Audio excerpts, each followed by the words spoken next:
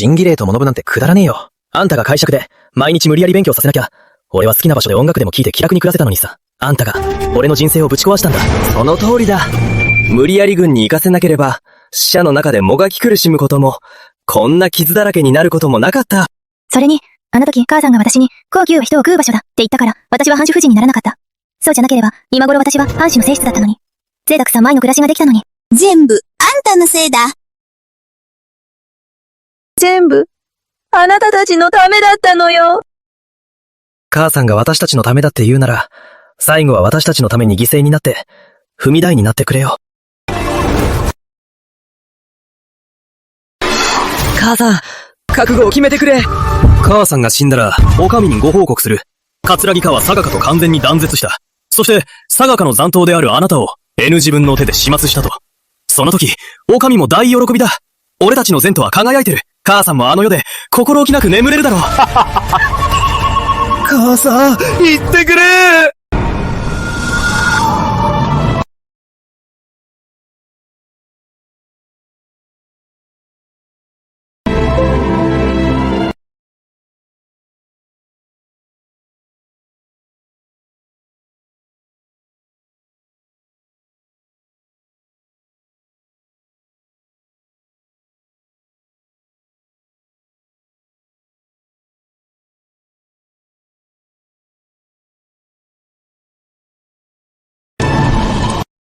綾乃！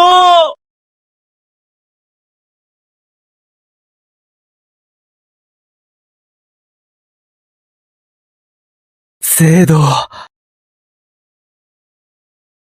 すまない。間に合わなかった。ずっと元気にやってると思ってた。もしそうじゃなかったなら、絶対に桂木家にいさせなかった。綾乃、すぐに五位のところへ連れて行く。もう手遅れよ。聖堂、この一生、子供たちのために全てを尽くしてきた。でも、あなたと父兄にだけは本当にすまない。最後にあなたに会えて、もう思い残すことはないわ。もし来世があるなら、絶対に自分のために生きるわ。今度こそ、ちゃんとあなたたちを大切にする。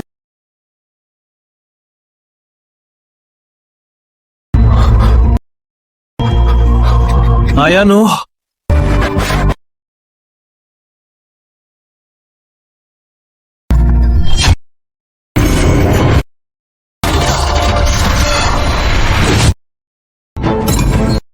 母さん、やとめを覚ましたんですね。母さん、早く兄さんを助けてください。私、死んでなかったの？母さん、何言ってるの？兄さん、寄って馬を走らせて、もうすぐ役人に捕まっちゃうんだ。え？マサドが捕まったって？それ、20年前の出来事じゃないの？もしかして、私、生まれ変わったの？私は40歳の時に生まれ変わったんだ。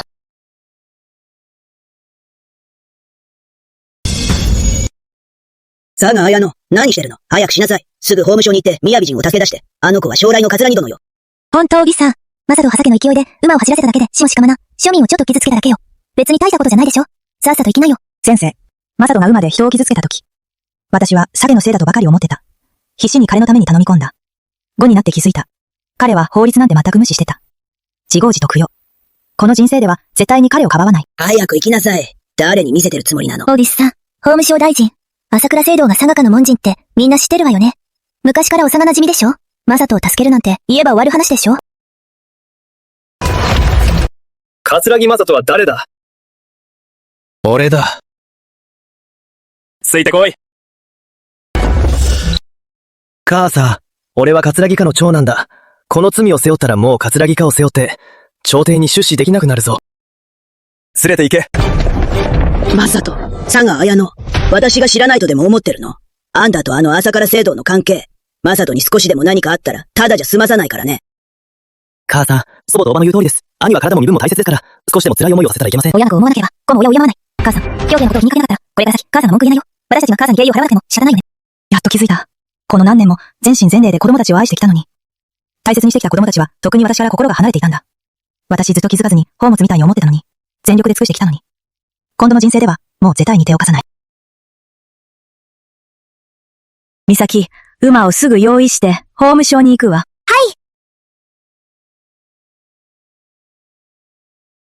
メイカのお嬢さんだって、結局ハゲボの私の言うことを聞くしかないのよ。私は一言言えば、素直に従うしかないわ。義母であり続ければ、ずっと彼女の上に立てるわ。そうしなければ不幸者って言われるだけ。オギさんみたいな女ってさ、一生子供のことしか考えてないし、子供のことが絡むといつもオロオロしてるよね。扱うのなんて簡単でしょ。母さんは何でも私たちの言うことを聞いてくれる。今回も面倒なことも全部片付けてくれるはずだよ。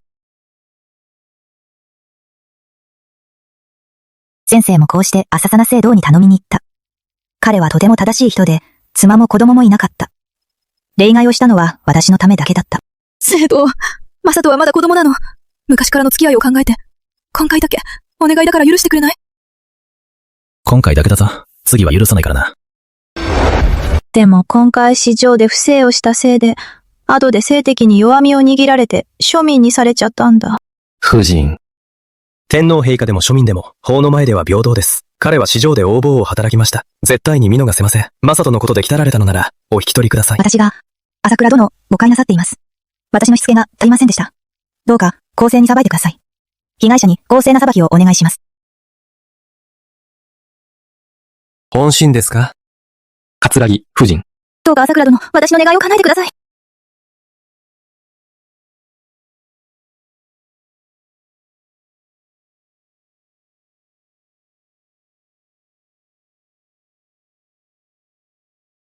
ご心配なさらないでください。聖堂は昔から公正に裁いてきました。市場は一切はさみません。朝高殿、お久しぶりです。昔のままですね。奥様も昔のままですね。では、朝倉殿にお任せしますね。失礼します。桂木正人にはきっちり罰を受けさせる。法で裁くのは始まりに過ぎない。この裏切り者ども、吸血鬼たち。一人ずつ痛い目に合わせてやる。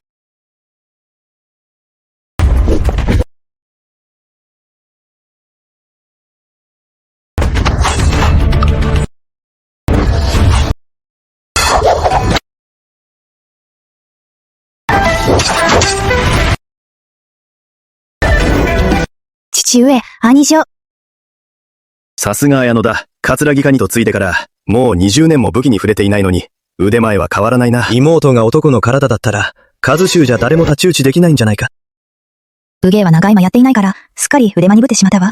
先生は武家の女傑だったけど、結婚してからは子供のことばかり考えてた。結局、あんな結末になるなんて。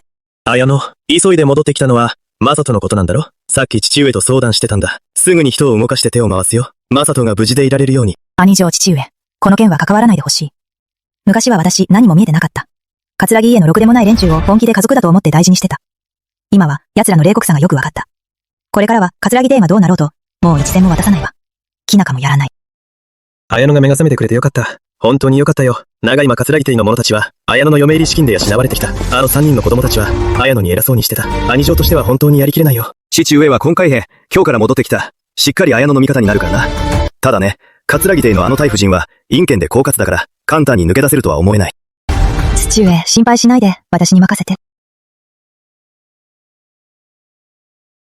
これまでずっと桂木家のために身を削ってきた。でもその間、桂木家は私をどう利用するかしか考えてなかった。そろそろ頃はいいか。桂木邸が抱えてる借金も、借金取りが押しかけてくる頃だ。ショーの始まりだ。おばあよ、今ちょっと聞いたんだけど、母さんは法務省に行っただけじゃなくて、ついでに佐賀邸にも寄ったみたい。母さんねには念を入れて、わざわざ佐賀邸まで応援を頼みに行ったんでしょ？うん。これでマサトはもう安心ね。姉さんって、実家に帰るたび山ほど金や宝石を持ってくるし、土地や家まで手に入れてるよね。やっぱり母さんの腕前はさすがだわ。ちょっと脅かしただけで、今回もいっぱい儲けたみたい。もういいわ。帰ってきたら、みんな優しくしないで。ちゃんと分からせないと。桂ニカのために尽くすのは当たり前よ。メイカレ異常なんて大したことない。桂ニカにとついだら、牛馬のように働くのは当然よ。大夫人。大夫人。大夫人。屋敷の前で大勢が騒いでます。どういうこと？案内しなさい。金返せ！金返せ！金返せ！出てこい！金返せ！早く金返せ！金返せ！出てこい！金返せ！真っ昼間に、桂木邸の門を取り囲んで、あんたたち何のつもり？大夫人桂木邸はこの半年、呉服屋やべえや、薬屋など N、いろんな店でツケが溜まってます。もう返す時でしょう。名門の桂木邸が、俺たちみたいな庶民の金をまさか踏み倒す気か。早く金返せ！おばあよ、今すぐ金を用意させて、奴らの顔に叩きつけてやれ。これから先。もう桂木邸の悪口を言う奴はいなくなるさ。これ。うちの屋敷の出費はずっと綾野の持参金で補ってきたのよ。帳簿にはもうお金なんて残ってないし、私のお金は全部私の財産よ。なんで屋敷の借金返すのに使わなきゃいけないの？なお、うちのことはずっとお前の母さんが仕切ってるし、おばあ様は関われないよ。そうそう。きっとお前の母さんがわざと銀子を隠して返さないで、外の人たちの前で私たちに恥をかかせたいんだ。何それ？母さん、私たちをコントロールするために、桂木邸の対面まで気にしなくなったの？これは本当にひどすぎる。今日のことは桂木家として必ず皆さんに説明します。みんな、行くぞ。今から佐賀邸へ行くぞ。母さんにちゃんと説明してもらう。行くぞ行くぞ。出てこい金返せ。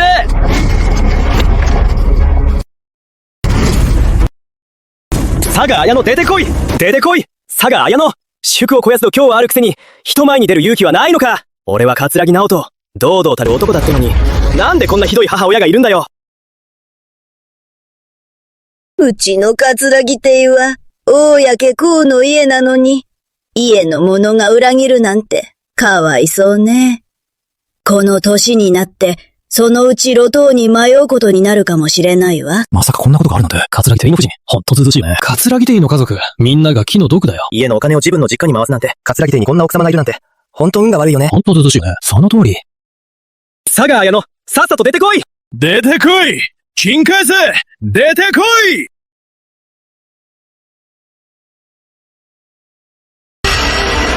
門前で騒いでいるのは誰ですか？義母様、ナオト、どうしてきたの？また何か？とぼけてるんじゃないの？ちゃんと家の管理できてるの？借金取りが家まで押しかけてきたわよ。母さん家の主婦なのに、家のお金は全部母さんが握ってるだろ。さっさと金を出せよ。ナオト、私が桂木邸にとついた時、家の金庫はもう空っぽだった。この23年間ずっと、家の食べるもの飲むものも、全部の出費も、ずっと私の持参金で賄ってきたの。つまり、私がずっと桂木邸を補助してきたの。綾野、何言ってるのよ。義母様、借金取りがたことは分かってる。きっとすごく焦ってると思います。でも、私の持参金は、もうほとんど補助に使い切ってしまいました。義母様、どうかお願いします。もう少し猶予をいただけませんか？すぐにで持ちの宝石や書画を整理します。質に入れます。たとえ全てを失っても、必ずお金はお渡しします。名門の桂木邸が、まさか嫁娘の持参金で家計を補助してるなんて、ほんとずうずうしいよね。何よ。私よ。うちの桂木が100年も続いてきたのに、そんな簡単にスカラカになるわけないだろ。きっと母さんが家計を握ってるから、お金を自分の実家に流したんだろ。ナオト、屋敷の何年分もの収支明細は全部ちゃんと残ってるよ。信じないなら好きに調べてみて。好きに調べろよ。ダメ、調べないで。この数年、うまく利益を得てきたのに、調べられたら全部バレてしまうじゃない。綾野、この数年は綾野のおかげだよ。が悪かった。疑ってごめんね。まずお金を出してくれない？この借金、全部返してほしいの。私があなたから借りるってことでお願いできる？もう本当にお金ないんです。お金がないなんて、ありえないでしょ。私のお金は、マサトのために全部使ったの。それでも足りないって言われてるよ。義母様、マサトはせいぜい数十開杖で撃たれただけです。まだ若いですし、このくらいの怪我なら心配いりませんよ。そんなのダメだよ。大慶様は桂木家の未来なんだ。絶対に何かあったら困るよ。大夫人、なんとかして。私だって本当にお金なんてないの。義母様、私、してますよ。義母様の手元に派現金だけでも1万両ありますよね。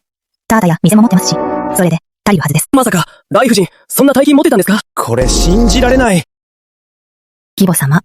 いや、なら別にいいですよ。でもマサトが気の毒ですね。もしかしたらこの先、もう二度と官職に就くチャンスはないかもしれません。大夫人。しょうがないわね。渡すわ。全部持っていきなさい。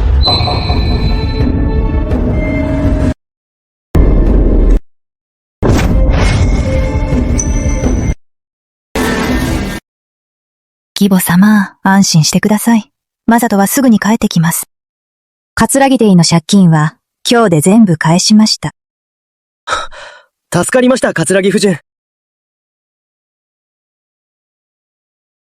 桂木様、覚えてなさいよ。そのうち桂木家の子供たちが出世したら、この財産が全部私のものになるんだから。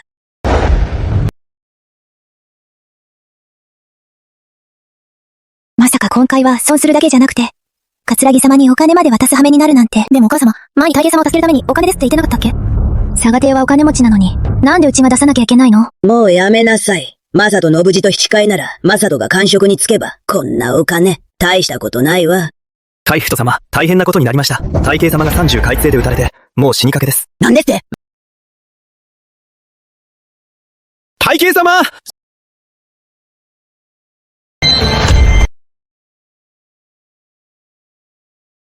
まさと、本当にかわいそうね。あの綾野、本当にひどい女だよ。よくも私たちを騙したもんだね。桂木店のことなんて全然気にしてないよ。こんな人が家の主なんてありえないよね。母さんはちょっとしたお金のために、兄さんが殴られるのを黙って見てたなんて、ひどすぎるよね。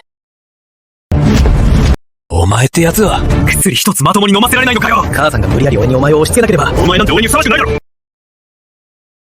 昔を思い出すと、マサトが若くして科挙に受かった時は、本当にあの頃は華やかだったよね。あの綾野、本当にひどい女だよ。あんたの人生をめちゃくちゃにしたんだ。そうだよ。全部母さんのせいだよ。兄さんが財務省にいるのを目ずっと邪魔してたから、兄さんは文学院でずっと時間を無駄にさせたんだ。そうじゃなければ、天皇陛下に見初められて、すぐに出世できたの。母さんは私たちを思い通りにしたいだけ。無理やり謝らせようとしてるの。ずっと母さんの言いなりにさせたいんだ。兄さん、もう仕方ないよ。この先ずっと、母さんの手のひらからは逃げられないんだから。俺がこの家の後継ぎだ母さんには、絶対に屈しない。だって彼女はあなたたちのお母さんなんだから、無理やり頭を下げさせるなんて、そんなことできるわけないよね。俺はこの家の長男だからな。母さんはいつも俺を一番可愛がってきた。今回は母さんと意地の張り合いだ。どっちが本気か、見せてやるよ。ナオとみんなに知らせてきて。母さんが俺を無理やり追い込んだって、今日から絶食するって。これまでの財産を全部返して、天皇陛下にお願いして、財務省に入れるようにしてくれるまで。兄さん、任せておけ。すぐ行くよ。俺は信じないよ。母さんが黙って兄さんが害するのを見てるわけないよ。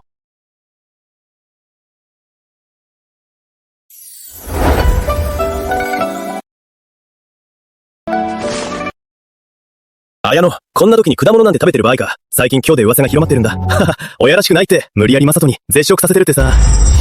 間違いなく桂木店の人間よ。あの噂を広めたの、私に譲らせたいだけでしょ。もう何日か食べさせないわ。でも、もし本当に、息子を死に追いやったって噂が広まったら、綾野、これから京楽でどうやって生きていくんだ。まさと。本当にあんたは、やっぱり鬼畜みたいな役だね。詐欺にそんな冷たいことしたんだから、母親として容赦しないからね。お父様、兄上子が母を脅すなんて、それは不忠不孝の大罪よ。これから参内します。陛下に公正な裁きを求めます。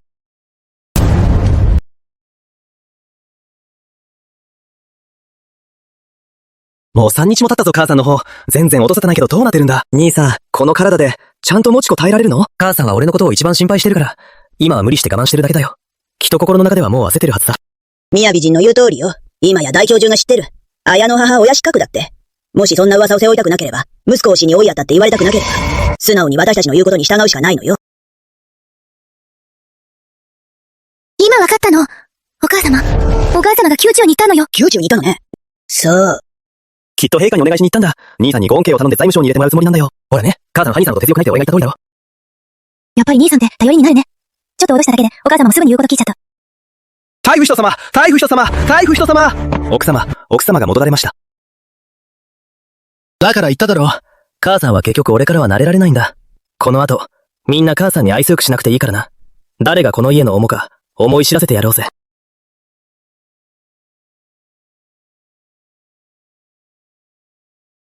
よくもまあ、綾の義母に会っても、まだ挨拶もしないの。佐賀家でちょっと礼状気取りしただけで、もう礼儀も忘れたの。母さんさ、佐賀邸にずっといるって言ってたよね。桂木邸には戻らないって。なのに、なんで自分から帰ってきたの？母さん、兄上が絶食してるって聞いて、わざわざ戻ってきたんでしょ？あなたたちの言う通りよ。確かに、わざわざ戻ってきたわ。佐賀家にいたって、どうってことないでしょ？あんた、綾野。結局桂木邸のために従うしかないのよ。こき使われるだけよ。兄女はちょっとした策略を使っただけなのに、母さんは素直に宮中兵って陛下にお願いしたんだ。母さんが私たちには利合えるわけないでしょ。こんなことになるなんて、最初からやればよかったのにね。母さん、もうすぐ生死が来るから。これで俺は財務省の人間だ。もう俺のことに口出しできないよ。直視だ。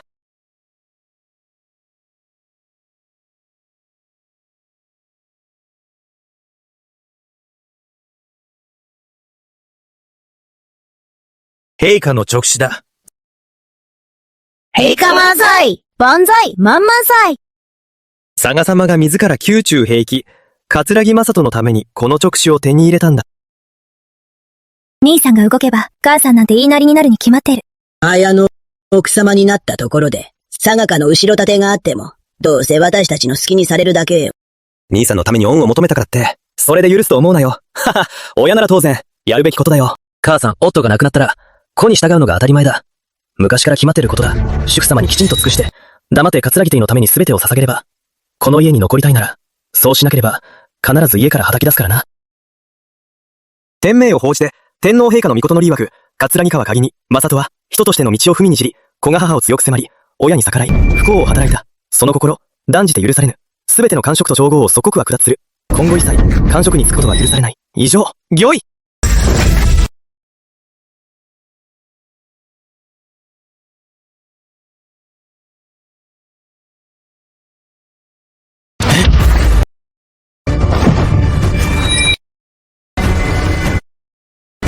正人はうちの家の頼みなんだから、この悪女め。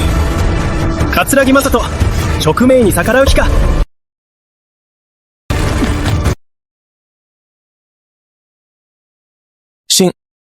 拝命いたします。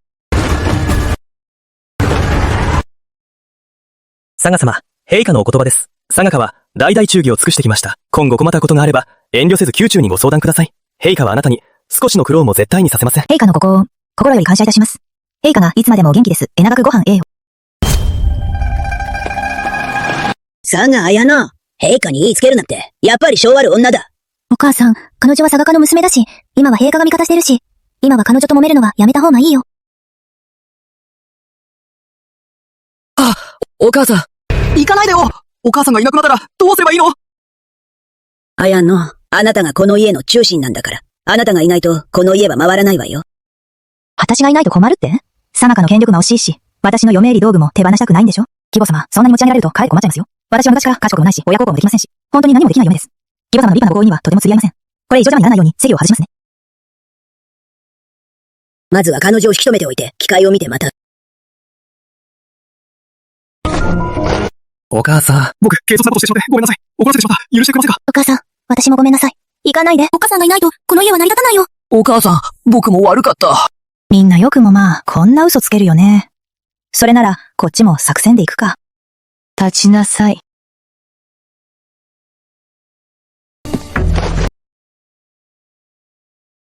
ここに残ってもいいけど、ただ、いくつか条件がある。まず一つ。これから兄弟で何かするときは、必ず私の了承を得てから勝手に決めるのは禁止よ。結局またその手かよ。結局、俺たちを縛りたいだけだよな。とりあえず、今は引き止めておいて、この場をやり過ごしたら、またタイミング見て仕返ししてやる。いいわ。これからは子供たちのこと、あなたに任せるわ。私はもう口出ししないわ。二つ目は、蔵の鍵を渡してください。それから、桂木邸のすべての他、旗と店も、全部私が管理します。馬鹿げてる。あれは桂木邸の財産よ。なんであなたに任せなきゃいけないのよ。義母様、反対なんですか？本当は明日、宮中に行って、正人のことを陛下にお願いしようと思ってたのに。そうね。桂木邸の田は、田櫓の鍵に比べたら、正人の将来なんてどうでもいいんでしょう。おばあちゃん、蔵の鍵と屋敷の田畑なんて、兄貴の将来に比べたら、どうでもいいでしょう。そう。全部渡すわ。残ってくれるなら、子供たちの将来だけは守って。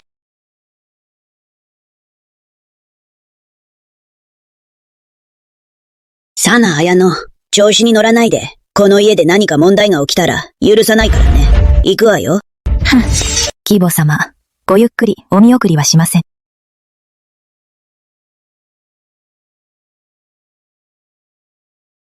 今まで私が受けた分は全部、じっくりと手返してやる。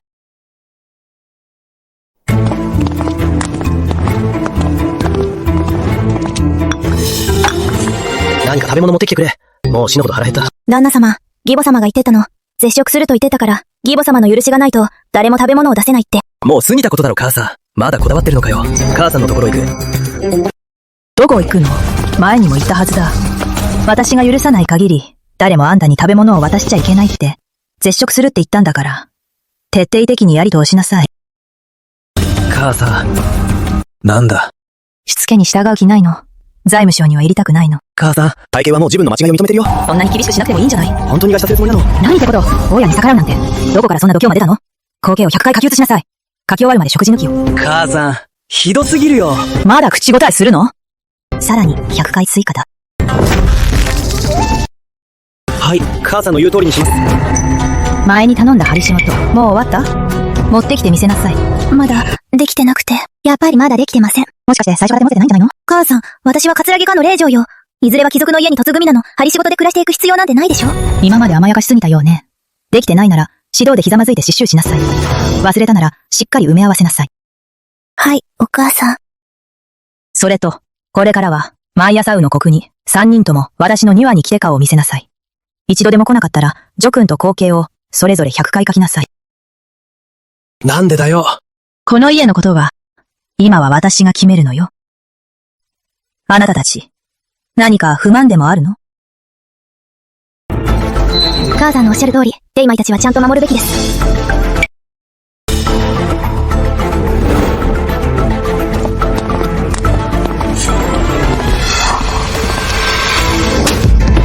このバカ女！家族より他人を優先するのか。なんであいつの肩を持つんだ。いつから桂木邸のことに口出しできるようになったんだ。他人が口出しするな。清子、自分の立場、よく考えなさいよ。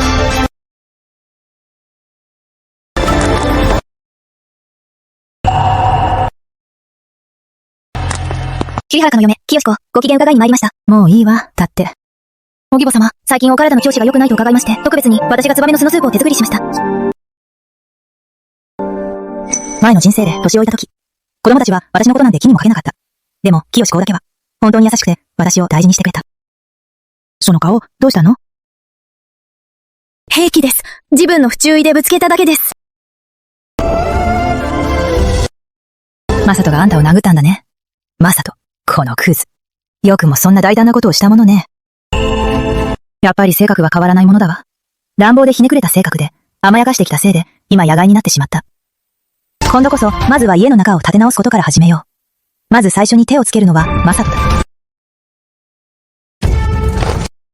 義母様、全部私のせいです。旦那様を怒らせてしまいました。どうか、もうマサト様を責めないでください。全部私のせいです。罰するなら私にしてください。もう立って。まだあの人の肩を持つの？清子、本当に限度がないんだから。本当は悪い人じゃないの。ちょっとした気の迷いだっただけです。本当は悪い人じゃないって言うけど、もし本当にいい人なら、あなたを殴ったりしないはずよ。清子、本当にいい子なのに。なのに、あんな人と結婚しちゃって、母さんが本当にごめんね。義母様、ご自分を責めないでください。私がいたらなくて、旦那様のご機嫌を取れなかったからです。あなたのせいじゃないよ。今日はちゃんと見せてあげる。奴がどんな奴なのか。ついてきて。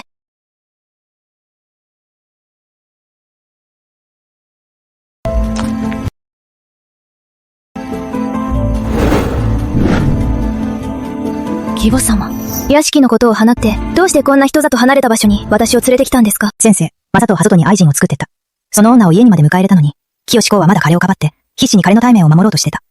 今夜こそ私は清子に、マサトの本当の姿を早く気づかせたい。彼女が家の中に閉じ込められて、男の周りをうろうろするだけの主婦で終わるんじゃなくて、清子には自分の人生が必要なの。清子、マサトのこと。あなたはどう思う？マサトは才能もあって、見た目もいいし、ちゃんと分別もあるし、たまにちょっと怒りっぽいけど、知識も豊富で、すごく謙虚な人だよ。お人よしね。私たち、ずっと騙されてたわ。黙って見てなさい。こういうことは、自分の目で確かめて、自分の耳で聞いて。それで初めてわかるのよ。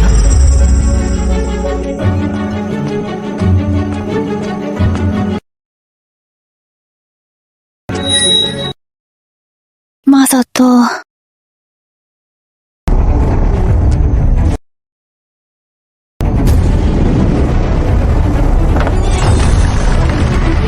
あなた。楓！やっと来てくれたね。ずっと待ってたよ。マサト！マサト！あなた。どうしたの？何でもないよ。野良猫がいただけだよ。そんなに疑わなくてもいいよ。心配してるだけだよ。俺たちのことがバレるんじゃないかって。お父さん！ああ。ゆうばいい子だね。今日はお利口にしてた。マサト、いつ私とユーバを葛城邸に迎えてくれるの？ユーバは葛城邸の長孫なのよ。もうすぐ7歳なの。安心しろ。ちゃんと考えてある。このさんね、わざと清志公を避けてたのは、みんなに清志公が子供を産めないと思わせるためだ。そうすれば、お前たちを葛城邸に迎える言い訳ができる。お前を迎え入れたら、7での理由で清志公を離縁して、お前を正室にする。そうすればユーバは、明政元順の嫡男になる。これからは葛城邸の奥様になるんだよ。やっと少し良心があるのね。行こう。行こう。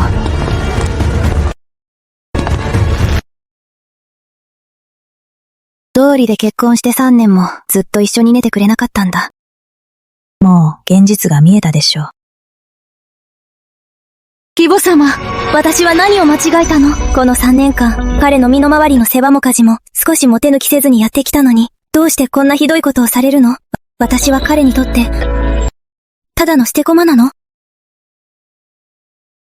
清子、あなたは何も悪くないよ。悪いのはあんなひどい男なんだから。ただ、間違った人にとっついちゃっただけ。マサトは最初からあなたに会う人じゃなかったのよ。彼の心に、あなたは最初からいなかった。義母様。あなたは普通の義母とは違う。今までこんなに嫁娘に優しくしてくれる義母はいなかった。かわいそうに。私も同じ女だから。今のあなたの辛さ、私にもわかるよ。ちょっと聞くけど、もう彼の本当の姿がわかったよね。それでも、まだ彼と一緒にいたいの？もしあなたがここを離れたいなら、この人を苦しめるか、貫に邸を出て、自分の人生を生きたいなら、私が力になるよ。義母様、どうしたらいいの？今はもう、道は一つしかない。は離れすることよ。離れ？お母様、離縁しろって言うけど、でも、ほんと離縁したら、周りから嫉妬深くて心が狭いって、評判が悪くなるのが怖いの。こんな弱肉強食の世の中で、私はどうやって生きていけばいいの？清子、よく覚えておきなさい。女の名誉は我慢して手に入れるものじゃないのよ。でも、私は、葛城邸の長男よ。目だけじゃなくて、桐原家の令嬢でもあるの。私の一つ一つの行動が、陽家のことに関わるんだから。清子、マサトはあなたにふさわしい相手じゃないわ。私はあなたが辛い思いをしてるのが心配で。苦しみから時、放たれてほしいと思っているの。それに桐原家も清正な家柄ですし、あなたが葛城邸で正気なく過ごすのを決して見過ごしはしません。私たち女はさ、この家のために全部を捧げてきたけど、たまには自分のために生きてもいいよね。お母様、やっぱりあなたの言う通りです。もう自分に嘘はつきません。マサトと、離縁するわ。それでこそ、これが堂々とした女性よ。安心して、私が必ずあなたを、潔白で堂々と、葛城邸から送り出すわ。マサトと、あの女には、きっちり報いを受けさせるわ。明日楓にユーバを連れて屋敷に来てもらう。その時、祖母が葛城邸の対面や、家の子孫を理由にすれば、綾乃がどんなに嫌がっても、みんなの前で俺に逆らうことはできない。綾乃は桐原家を重視しているから、もし堅くなにユーバを屋敷に入れるのを拒んだら、どうしたらいいのかしら。そんなことはないよ。母さんは昔から子孫を大事にしてるし、目の前に孫がいれば、きっと俺たちの味方になるよ。兄貴の言う通りだな。母さんは家にこもってるだけの女で、視野が狭いんだ。ここ最近の母さんの行動は、結局、俺たち子供をちょっと締め付けたかっただけだろ。もう目的は果たしたし、もう俺たちに構うこともないだろう。おばあよ。母さんが認めてくれたら、時間が経てば、警戒心なんてそのうち消えちゃうよ。その時には、葛城邸は、やっぱり私たちのものよ。結局、あの人もおとなしく、私たちの言いなりになるしかないのよ。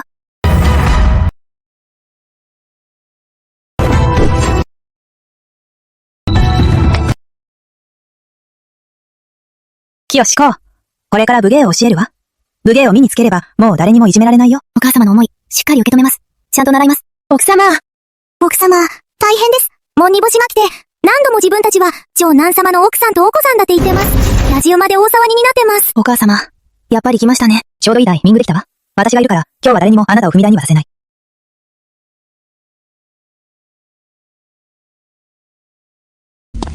止まれ。見て見て、女の人が子供連れてやってきたよ。なんて大胆な、無断で担ぎで命じるとは。犬の目でよく見ろ。私は現役の白川将軍だ。白川楓だ。この子はマサトとの愛の子だ。ユーバだ。今日は家族として認めてもらうために来た。使用人ごときが私を止めるつもり？あ、葛城夫人が来たぞ。祖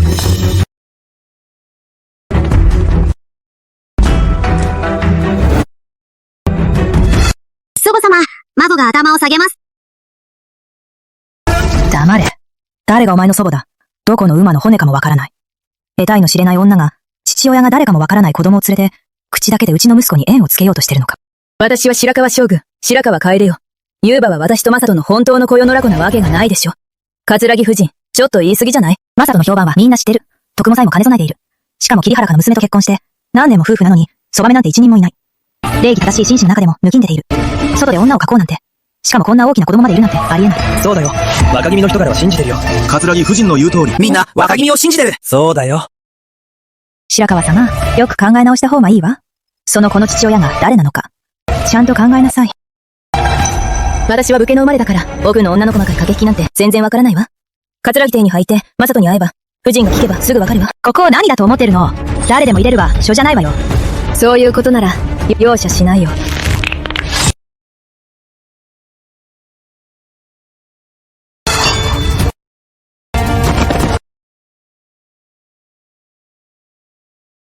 武力で威張るなんて、誰にそんなこと教わったの？火の中のカエルか。桂木夫人、家の中に閉じこもってるだけの女に、何がわかるのよ。武力比べは、どっちが容赦しないかってことよ。夫人、どいてもらった方が身のためよ。さもないと、私がどかなかったらどうする？さもないと、目上の人でも容赦しないからね。やめろ。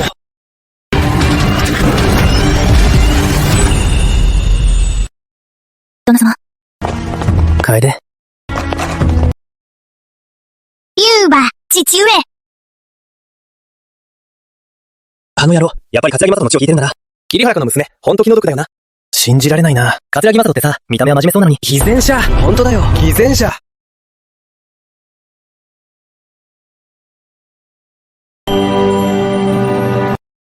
マサト、今日は桂木邸のみんなの前で言ってみなさい。この女、誰なの？それから、この子は一体どういうこと？母上清子楓は俺の大切な人だ。ユーバは俺の子供だ。もうどうにもならないんだ。母上、どうか認めてください。清子くんにも、この子を受け入れてほしい。あの女と子供を家に入れるつもり？家の何泥を塗るつもりなの？そんなこと、私は絶対に認めない。母上。ユーバは桂木かの血を引いてるんだ。放っておけないよね。じゃあどうやって対処すればいいの？教えてよ。綾のね、このことだけど、結局、子供たちの家庭の問題よ。清公が認めれば、3人で仲良く暮らせばいい。それが正しいんだよ。清公。心配しないでください。私なりにちゃんと考えていますから。ねえ、見て清公はやっぱりしっかりしてるわ。清子、桂木邸にとついで3年。子供ができなかったけど、責めてはいない。でもユーバは桂木家の大事な後継ぎなんだ。この子を受け入れてくれ。君にとっても支えになるはずだ。そうだよ。お姉さん、兄さんが全部やってるのはお姉さんのためなんだから。嫉妬深いなんて思われたくないでしょ。そんなの、お姉さんにも良くないよ。清子、君はいつも従順で、俺の言うことをちゃんと聞いてくれるから、きっと俺の味方してくれるよな。だろ。桂木正人。この3年間。あなたの祖母様のお世話をして、義母様にも尽くしてきたのに、まさか、こんな結果になるなんて思わなかった。清子、俺は楓と本当に愛し合ってる。彼女と子供を家に入れてやってくれ。みっともないことはやめてくれ。噂になったら桂木邸の恥になるんだぞ。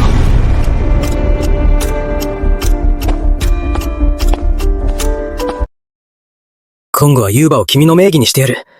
君の子として扱う。君がおとなしくしていれば、ちゃんと子供を育てて、家のこともきちんとやってくれれば、正妻の立場は君のままだ。これで、満足だろう。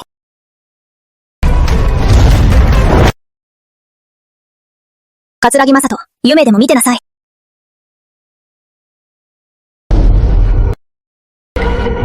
清子、無礼すぎる。目上に逆らうなんて、誰がそんなことを許したの？兄、嫁無礼すぎる。兄さんは正妻の立場をちゃんと残してくれたのに、感謝もしないで、それで手を出すなんて。まあね。ただ楓姉と子供を読んだだけでしょ。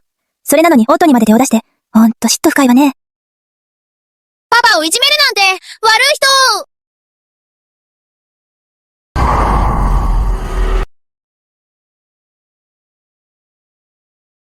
父親は子供を導くもの。夫は妻を導くものだ。清子、今日は、マサトのためにきっちり決着をつける。マサトにひざまずいて謝りなさい。命だけは助けてやる。マサト裏切り者よ。そばめばかり可愛がって、妻をないがしろにした。殴られて当然よ。よくもまあそんな口まきけるわね。懲らしめてやらないと、私の怖さを知らないみたいね。やめなさい。桂木夫人、私、手加減しませんよ。怪我しても知りませんから。どいてください。母様、清公はみんなの前で俺を傷つけた。懲らしめるべきだ。なんであんな女をかばうんだ。はは、様は甘すぎるよ。家の中にいるだけの女に何がわかるんだ。白川様は武家育ちだし、礼儀も知らない女を懲らしめるのは当然のことだろ。義母様、白川様は武家育ちです。もし本気でやり合ったら、義母様が危ないです。私が雅人を殴りました。私がやったことは私が引き受けます。安心して、私がいるから、誰にもいじめさせない。桂木夫人、本当に私を甘く見てるのね。どかないだけで他にやり方がないとでも思ってる？やめなさい。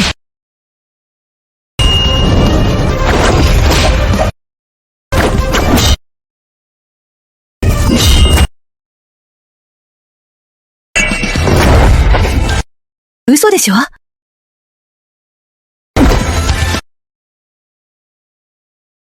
そんなはずない。楓はずっと戦場で戦ってきた狼軍だろ。どうしてこんなことに。母さん、いつから武術できたの？そんなことあり得る？家の中にいるだけの人でしょ。そんな力があるなんて信じられない。楓、母さん。あの人はユーバの母親なんだよ。なんでそんなことできるの？この家を仕切るのは私よ。どう扱うかは、あなたが口を挟むことじゃない。この逆子、外に女を作るなんて、清公を裏切るなんて。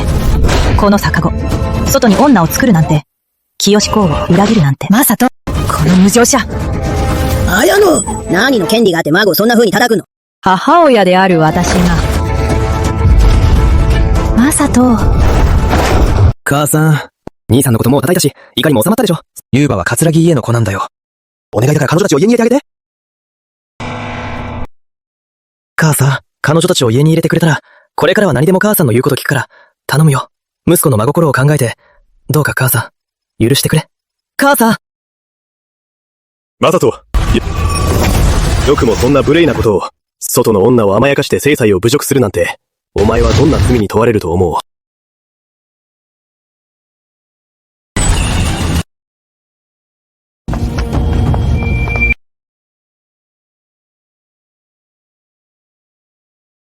お父さん、お母さん。遅れてごめんね。大丈夫？誰かに叩かれたりしてない？私は大丈夫よ。義母様がずっと守ってくれたおかげで。ありがとうございます、桂木夫人。清公、心配しなくていいよ。今日は父さんが必ず君の味方になるから。マサト、よくもそんな大胆なことを私の娘をいじめるなんて、桐原家を侮っているのか。ギク様、どうかお怒りをおしとめください。僕と楓は心から愛し合っています。楓は僕の子供まで産んでくれました。どうかお認めください。桐原殿、どうか落ち着いてください。今回のことはただの誤解ですよ。楓はそばめなんですけど、夕馬はちゃんと桂木家の子ですから。無理ならそばめにすればいいわ。子供のことはやっぱり清公の名義にしておくべきよ。桂木夫人、家の主婦として今日は両家が揃っています。桐原家に納得できる答えを、桐原家にとって納得できる公平な説明をお願いします。桐原殿、おっしゃる通りです。今日はきちんと決着をつけましょう。ところで、白川楓をそばめにするなんて、ちょっと気の毒よね。桂木夫人、それってどういうことですか？母さん、まさか、楓を正妻にするつもりなの？平妻なんて、ありえないでしょ？彼女はあなたの子供も産んでるし、本気で愛し合ってるんだから、正妻にしちゃえば？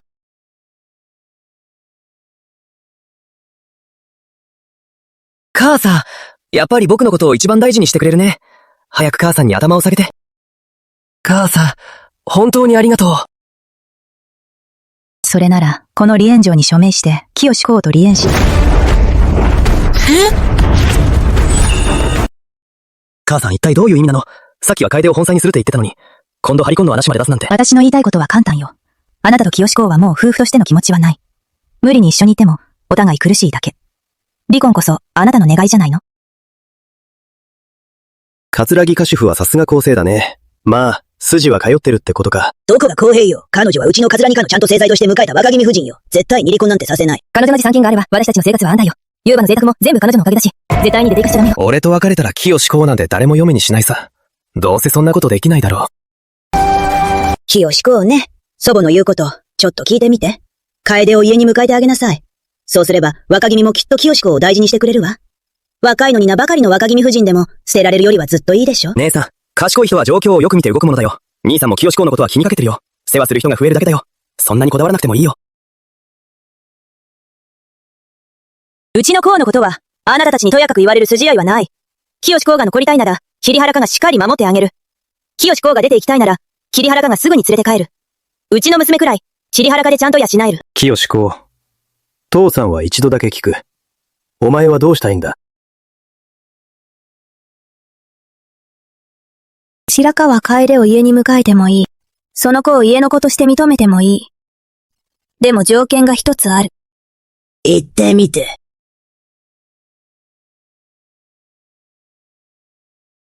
マサトと、輪離れする。今なんて言った？もう一度言ってくれ。私はあなたとは離れすると言ったの。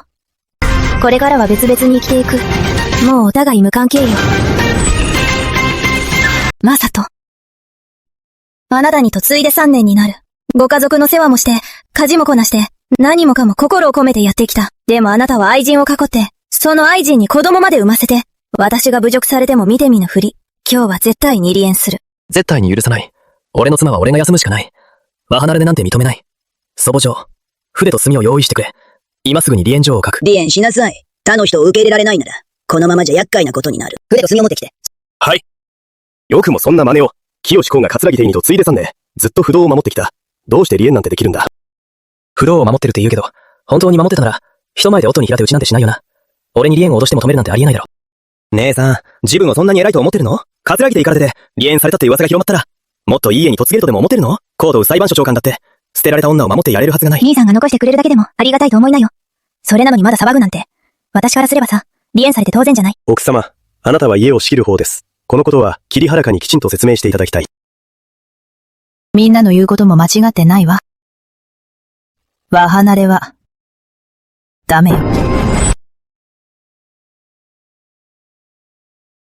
桂木夫人。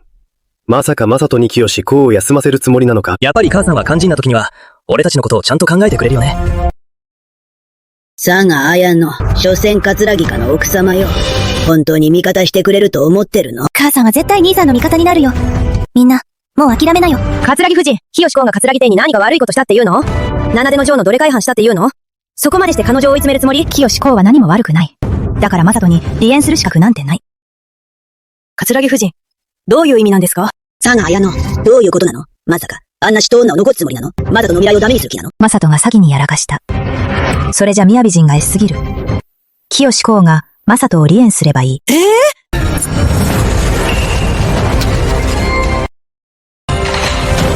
あなたの言いたいのは、清公に夫を離縁させるってこと？清公が俺を捨てるのか。清公が俺を捨てるなんて、女が夫を捨てるなんて、そんなこと、世の中にあるわけないだろ。数修律令では7つの理由で妻を離縁できるけど。でも、女が夫を離縁するのを禁じてるわけじゃない。あなたは外に愛人を作って貧困が悪い。清公があなたを離縁して何が悪いの？佐賀綾乃、頭おかしいんじゃないの？身内より外の人をかばうなんて。外の人の味方して、息子をいじめるなんて。自分が桂木邸の人間だって忘れたの？母様、何があっても、大川は母様の息子ですよ。女に夫を離縁させるなんて、こんなことが広まったら、私たちの面目は丸つぶれじゃない？そうだよ。こんなことが認められたら、世の中の男たちは、女に頭が上がらなくなるぞ。みんな黙りなさい。桂木邸は恥をさらし、こんな裏切り者を育ててしまい、正妻を捨てるような息子まで出して、清公にも顔向けできないし、桐原家にももう仕分けが立たない。今日私がしたことは、誰かをかばうためじゃない。身内でも正義のために容赦しない。正しいかどうかは、みんなが判断する。桂木夫人のおっしゃる通りです。若君様は外に女を囲って正妻を苦しめた。悪いのは若君様だ。大義滅亡や。ってことは桂木夫人こそふさわしいよ。そうだ、ふさわしい。清公、彼に離婚を頼む必要はないよ。彼が離縁状を出しても怖がることはないよ。今すぐ離縁状を書いて彼と離縁しなさい。清公、桂木夫人のおっしゃる通りだ。今すぐ離縁状を書いて、桂木正人ときっぱり別れなさい。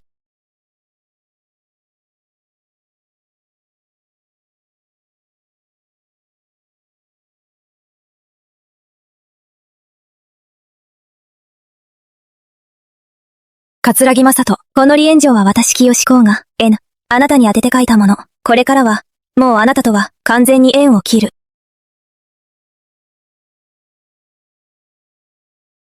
ふざけるな。数州法典のどこに、女が夫を離縁できるなんて書いてあるんだ。こんな離縁状、俺は認めない。若君、忘れているようだな。私は高等裁判所長官だ。法律を司っている。法律には、女が夫を離縁する条文はないが、それを禁じているわけでもない。ふふ。苦なら、コートを裁判所で訴えればよい。お前たちマサト。マ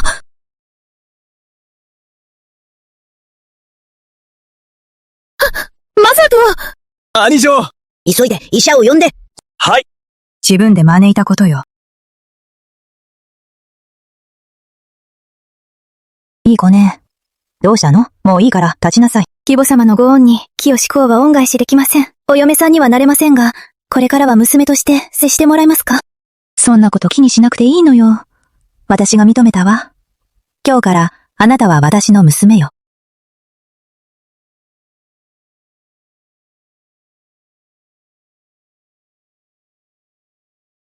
桂木夫人は本当に分かってらっしゃる。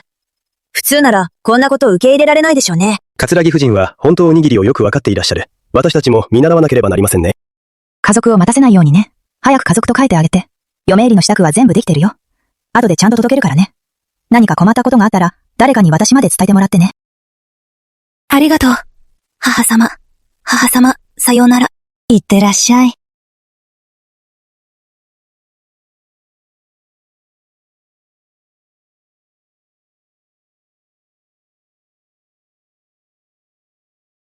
サナ綾乃、よくも彼らを勝手に行かせたわね。今日は桂木邸に帰ってくるんじゃないよ。義母様、マサトのことでも心配したらどうですか？母さん、許せない。お前が清子をそそのかしたから、俺と別れたんだ。今すぐ清子を連れ戻せ。できないなら桂木邸から出て行け。いいわよ。え？今なんて？いいって言ったの。で、手行けって言うんでしょ？で、手行けばいいでしょ？佐賀綾乃、本気で自分がいないと、桂木邸が立ち行かないと思ってるのか。お前がいなくても俺たちだけで十分やっていける。狂気なの？嫁娘に夫を追い出させるなんて。それだけでも十分恥よ。今度は桂木邸を裏切るつもり？世間の人みんなにひどい女だって言われたいの？あの人は外に女を作って、正妻に離縁を強いて、私に暴言を吐き、母親を家から追い出した。どれも冷酷で無情なことばかり。救いようのない極悪人は彼の方よ。そうか。じゃあどうなるか見てやるよ。俺がいなくなったら、誰があんたの面倒を見るんだよ。私を責めてるの？それとも、私を追い出そうとしてるの？親が優しくないなら、子も親孝行しない。お前が情けをかけないなら、俺も義理なんて捨てるしかない。これはあなたが言ったことよ。今日、証文を書いて、もう二度と桂にてとは関わらない。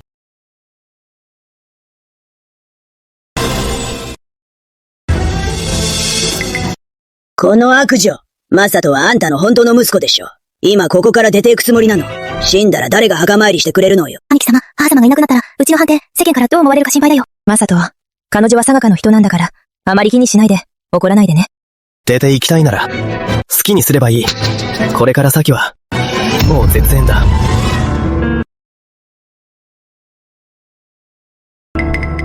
本日をもって、佐賀綾乃は桂にて糸絶縁する。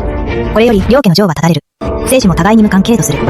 今後、あなた方の映画も私には一切関係ない。私、佐賀綾乃の生老病死も、一切あなた方には関係ない。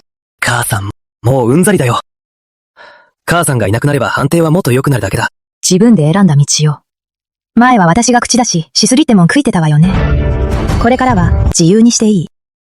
母さん、そんなのダメだよ。これじゃ俺の士官人生も、静かの縁談にも響くよ。本当に俺たちの人生をめちゃくちゃにするつもり？自分の出世は自分で掴みなさい。はは、親にしがみついて生きるんじゃない。本気でそうするつもりなら、これからは母さんなんて呼ばないからな。好きにして。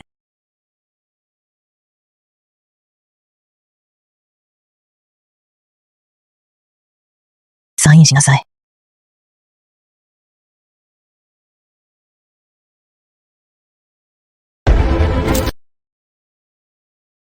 これからは、親子の縁はここで立つ。綾野、お前は二度と桂木て胃に足を踏み入れるな。行くぞ！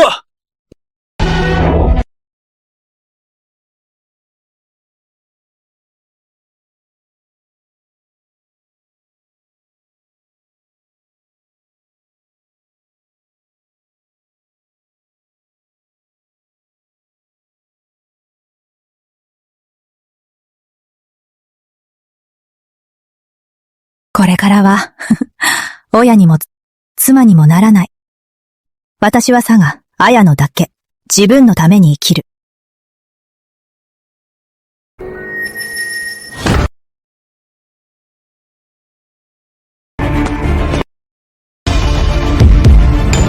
あんた、何しに来たの？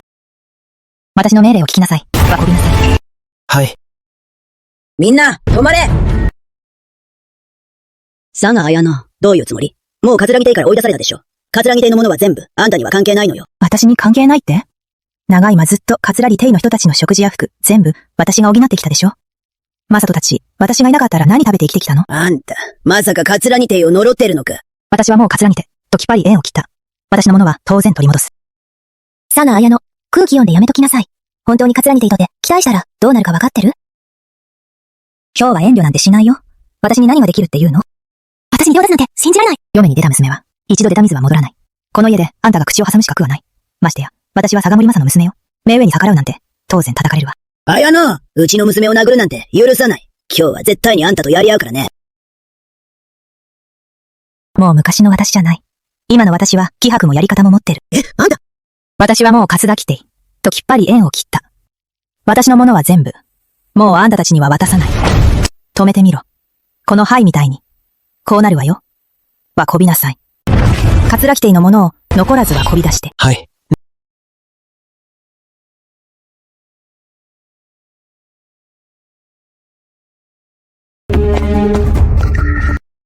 何してるんだ？奥様のご命令だよ。一つの子ら、積もっていくよ。やれ。お前。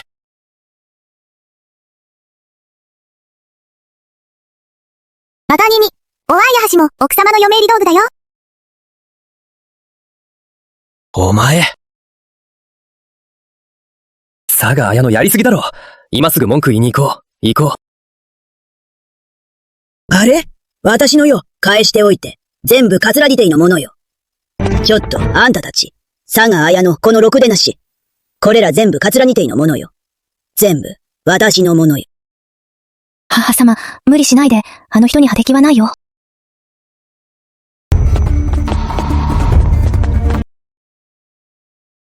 おばあよ。一体何が起きてるんだよ。まさとや、うちの桂木邸が、この女に全部持っていかれるよ。佐賀綾乃。そこまでしてうちと敵になりたいのか。恩知らずどもには、容赦なくやるしかない。母様、いつまでこんなこと続けるつもりなの？おばあ様がこんなに怒ってるよ。もうあなたの母親じゃない。これはただ自分のものを取り戻してるだけ。文句があるなら、法務省にでも、朝、唐殿に訴えればいいわ。お前。奥様、すべてはこび終わりました。いいわ。戻るわよ。はい。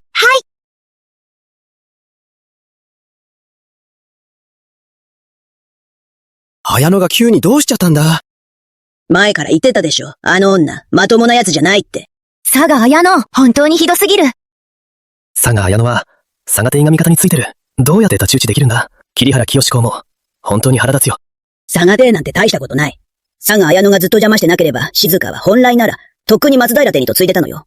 松平邸にと継げれば、うちも皇族の親戚になるのよ。その時は、佐賀綾乃を相手にするのも、楽勝よ。でもおばあよ、今母とこんなに揉めてて、私の婚約、台無しになったりしないよね。藩主様と結婚したいのに。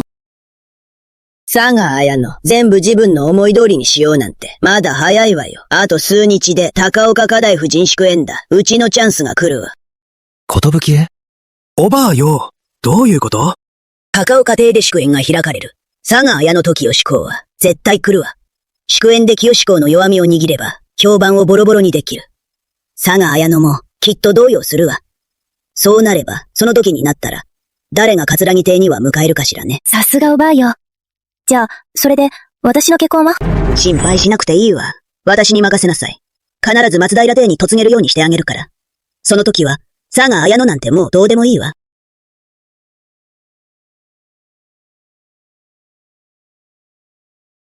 お母様。どうぞ、おかけになって。清子、元気そうで安心したわ。やっぱり別れて正解だったね。お母様が苦しみから救ってくれなかったら、お母様はいつまでも私の母です。いい子ね。桂木夫人、今日は私たちをお呼びくださったのは、清公に会いたかったからでしょうか。清、こうに嫁入りの品を受け取りに来てもらったのよ。嫁入り道具？これは、あなたが昔、桂木邸に嫁いだ時の嫁入り道具です。今日、すべてきちんとお返しします。桂木夫人のご立派なご愛理を、心より感謝いたします。桂木夫人、ご名曰くでなければ、これからは、姉妹として呼び合いませんか？本当に嬉しいわ。妹よ。これは、私が桂木邸に嫁いだ時の嫁入り道具よ。この残りの半分は、清公への埋め合わせとして受け取ってちょうだい。これはお母様の嫁入り道具ですから、私がいただくわけにはいきません。目上の方からの贈り物は断れませんよ。それに、母親が、娘のために嫁入り道具を用意するのは当たり前よね。お母様、これからは必ず最後までお世話します。いいわ。楽しみにしてるわ。清公に代わって妹よ。ありがとう。奥様、桂木邸に残ってるもの、からしらぜが入りました。桂木正人たちが、高岡菓子祝宴で奥様と清香織様を狙ってるみたいです。まさか桂木正人たちが、まだ諦めてなかったなんて。よくも、ここまでひどいことをするなんて。お母様、それなら念のため、今回の祝宴は行かない方がいいと思います。いや、行くのよ。高岡菓子祝宴の機会に、アイデの罠を逆手に取ってやるわ。みんなに、桂木家の本性を見せてやるの。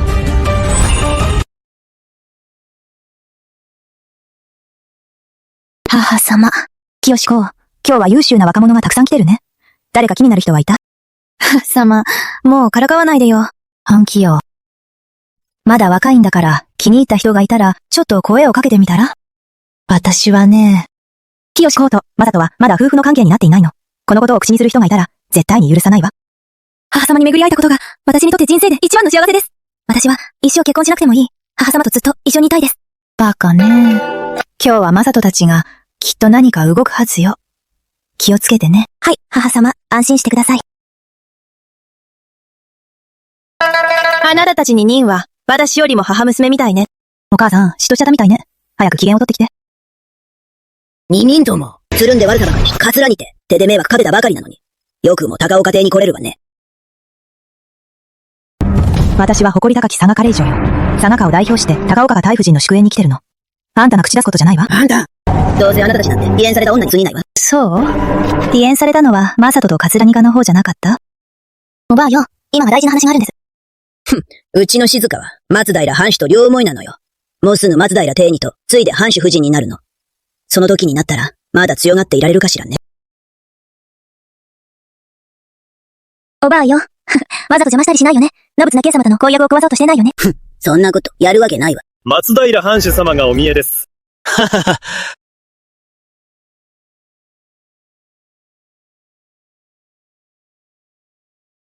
私め遅れてまいりました。どうか皆様、ご無礼をお許しください。そんな王様はご丁寧ですね。ご身分も立派で、お姿も素晴らしいですね。さすが皇族の血筋ですね。本当に礼儀正しいですし、品格も抜群ですね。一目で高貴な方とわかりますね。のぶつな慶様。静香、何度も誘ったのにさ、ずっと来てくれなかったよね。俺のこと嫌いなのかなって、N 思っちゃったよ。前は、が許してくれなかったの。もうこれからは大丈夫よ。じゃあ、ちょうど静かな居場所を知ってるんだ。後で二人きりで遊びに行かない？のぶつな慶様にお任せします。あらまあ、うちの静香と松平藩主様はお互いに思い合ってるのよ。もうすぐ藩邸にお嫁に行くのよ。藩主夫人になるのよ。そうなれば、うちの桂木邸も皇族の親戚になるのよ。もう誰の顔色も叶わなくて済むのよ。松平藩主は見た目派上品そうだけど、裏では無理やり民の娘を奪ったり、人妻にモテを出すし、病気になっても懲りずに女遊びをやめない。前世、静香が彼と付き合うのをN必死に止めたのに、逆に恨まれた。根性は、もう余計なことには首を突っ込まない。行こう。うん。どうぞ。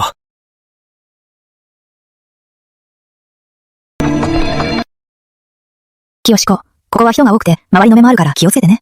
私からは慣れないで。うん。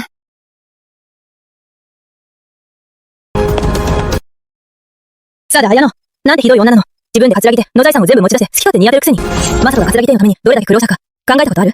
まさか、そんなにひどい人なの？自分の子供や孫の命まで気にもかけないの？見て、何が起きてるの？本当だよね。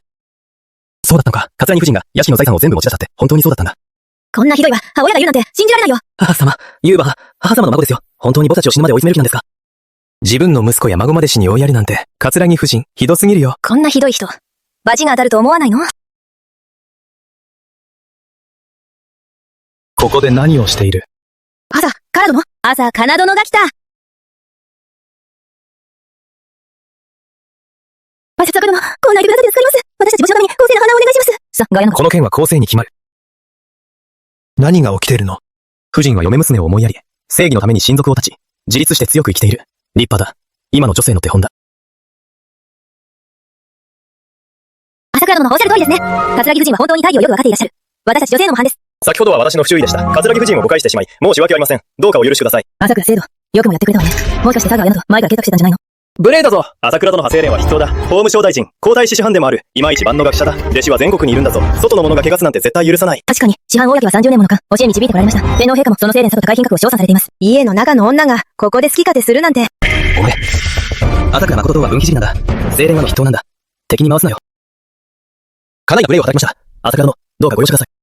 私は桂木夫人とは幼い頃からの知り合いだ。お前の母上派名家のご出身で、幼い頃から礼儀を身につけている。貧困もまさしく、決して騒ぎを起こすような人じゃない。子供が過ちを犯した時は、夫人はきっと心を痛めているものだ。お前は母親の子なんだから、そんなに責め立てるな。朝倉殿のおっしゃる通りです。高岡夫人がお見えです。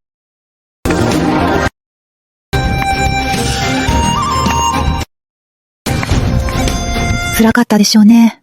私は奥の部屋にいたけど、一部始終はちゃんと聞いていたよ。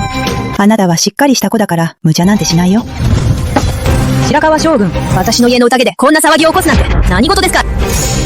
やはり大夫人は分別がありますね。朝倉殿が桂木夫人は無実だとおっしゃったのだから、本当でしょう。おや、不幸なこと。たかが外出な。奥様の前で好き勝手二傲慢な態度を取るなんて、滑稽だわ。今は調子に乗らせておけ。後でさんが綾乃が笑えるか。見物だな。本日は私のこと不機嫌にご出席いただき、誠にありがとうございます。そろそろお時間も遅くなってまいりましたので、皆様どうぞお席へお進みください。楓！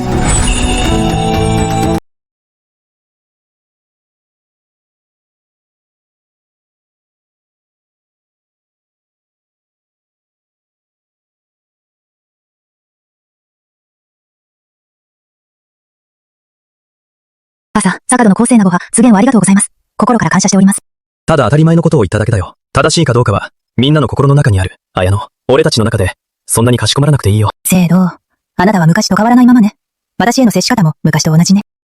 昔と変わらず、愛も憎しみもストレートだね。君は男かおまけだね。もし昔、彼にと継いでいなかったら。綾乃、何事も、今からでも遅くないかもしれないよ。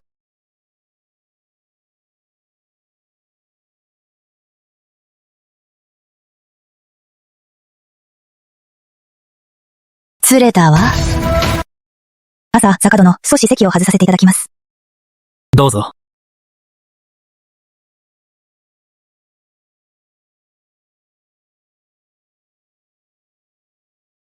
清子！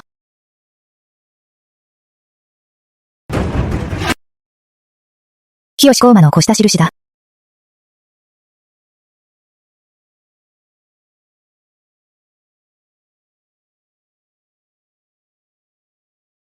小浜カスタ。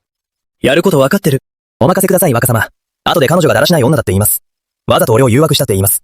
騒ぎを大きくして、みんなに知れ渡るようにします。桐原清子。全部自業自得だ。佐賀綾乃と組んで俺をめちゃくちゃにしようとしたなんて。すぐに今日の人みんなに広まる。お前がどれだけ男好きか。誰とでも寝る女だってな。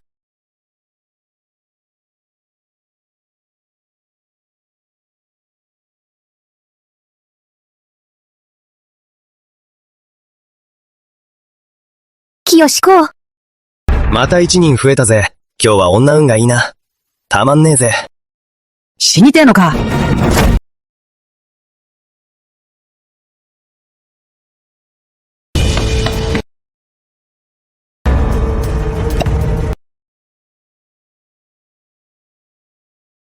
早くここを出ないと、清子の名誉が傷ついてしまう。誰か助けてくれ！何かあったぞ。急いでみてこい。助けて！助けて！清子、清子、しっかりして。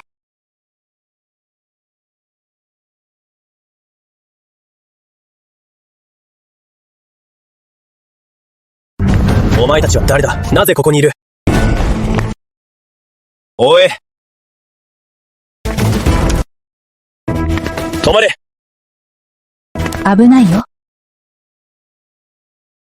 止まれ。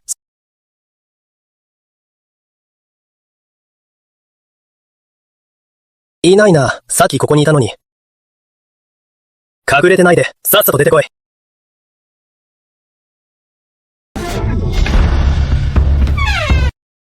ここで騒いでいるのは誰だ？朝倉殿がおられるとは存じませんでした。ご無礼をお許しください。どうしてそんなに慌てているのか。先ほど、女が人を連れて押し入ってきました。泥棒の可能性があります。朝倉殿のお部屋には行きました。ここには泥棒などいなかった。大人、下がってもらおう。下がれ。はい。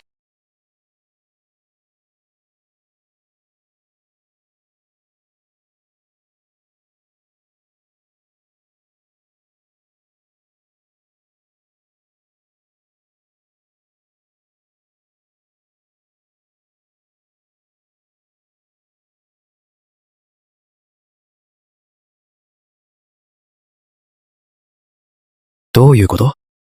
話せば長くなるわ。わかった。高岡公とは昔からの知り合いだ。この件は、私がきちんと対応する。ありがとうございます。浅坂殿。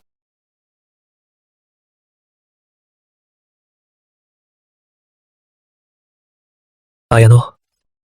君が桂木邸に嫁いでから、ずっと元気にやってると思ってた。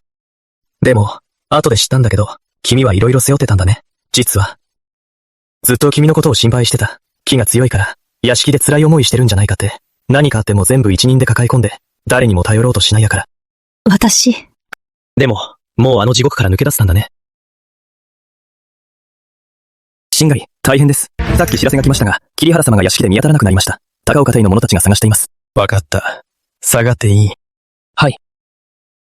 綾乃、これからどうする？清コウマ失踪したって。こんなに早く広まるなんておかしい。誰かが裏で動いてるはず。もう考えはある。よし。じゃあそういうことなら、すぐにここを出よう。余計な誤解をされないように。ありがとう、聖堂。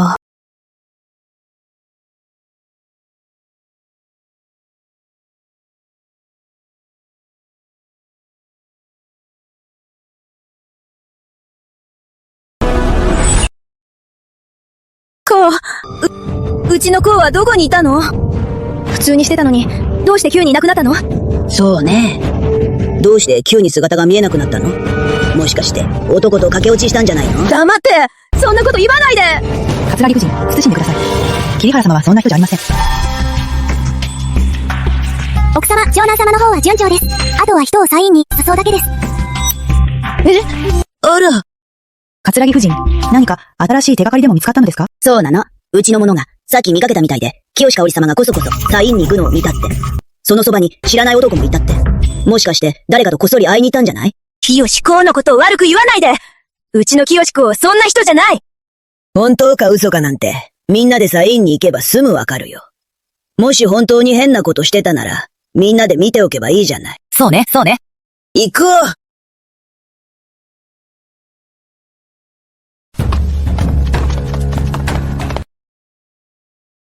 大夫人、こちらにいらっしゃいます。桂木大夫人、桐原家の娘さん、本当にここで密会してるのか？当たり前でしょ。使用人がちゃんとこの目で見たのよ。そんなの、嘘なわけないじゃない。どういうことか言いなさい。私、見ました。清香織様が男の人と二人で手を引っ張り合って、すごく仲良さそうでした。桂木！でたらめ言わないで！うちの桐原家の娘は、ちゃんとした娘です。そんなこと、絶対にありえません。見れば一目瞭然よ。開けなさい。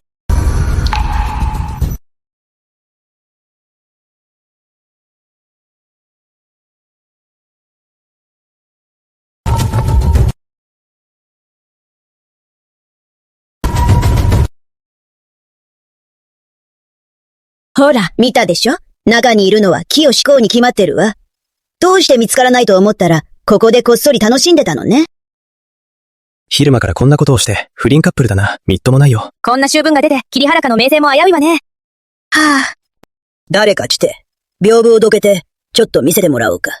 大々学問と名誉を誇る桐原家が、どんな家風なのかしら。やめて！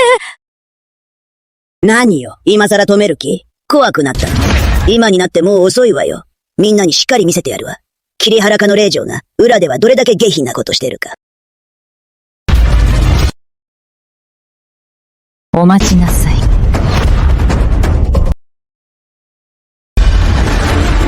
清子、なんでここにいるの？清子、ここにいるの？清子。あなた、信じられない。なんでここにいるの？あなたは本内ならにいるはずでしょ？そんなはずない。じゃあ、あの布団の中にいるのは誰なの？義母様、私たちが気になっていたことを口にしましたね。布団の中にいるのは清子じゃない。じゃあ、誰なんでしょうね。なんでこんなことになってるの？どうしたの？これじゃ清子の評判、もう終わりだね。本当だね。本当に恥ずかしくないのかしら。ほんと。じゃあ、誰なの？清子。どういうことなの？母さん、誰かに薬を盛られたの。ここに誘い込まれたの。母さんが前もって準備してくれてたから、母さんのおかげで助かったの。なるほどね。布団の中は桐原カレ以上じゃない。じゃあ、誰なの？さっき静香様の姿見かけなかったよね。桂木邸の静香様。まさか。静香は宴会が始まる前に松平藩主と一緒に出ていたのよ。まさか。さっきは見せてくれるって言ってたじゃない。なのに今はビビってるの？そうよ。どこの恥知らずなのか見てやるわ。桐原家の名誉を台無しにされるところだったわ。誰か来て、布団をめくりなさい。ダメ。誰も動かないで。どうして桂木邸はいつも正々堂々としていたはずでしょう。なのに、隠したいこともあるの？義母様、みんなが疑っているなら開けてみましょう。それも悪くないですね。みんなの潔白を示せます。桂木夫人の言う通りだな。屏風を開けろ。桂木邸の潔白を見せよう。行くぞ。やめて、みんな。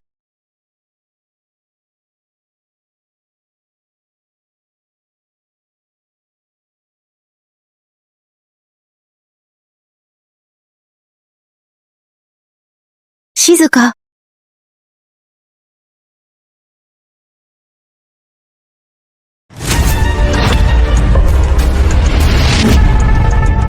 静か。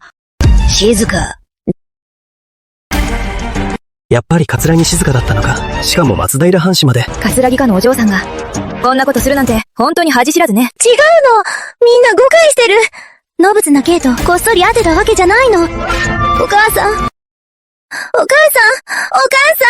助けて。こんなみっともないことをして、私にどうしろって言うの？昔から結婚が親が決めるものだし、仲人が取り持つものよ。お母さんがみんなに、私と藩主の結婚話、前から決まってたって言えば、それにちょっと譲歩して、太鼓を女様が認めてくれたら、念願通り判定にお嫁に行けるの。そういうことなら、確かに領と苦だね。お母さん、同意してくれたの？やっぱりお母さんが相変わらずだわ。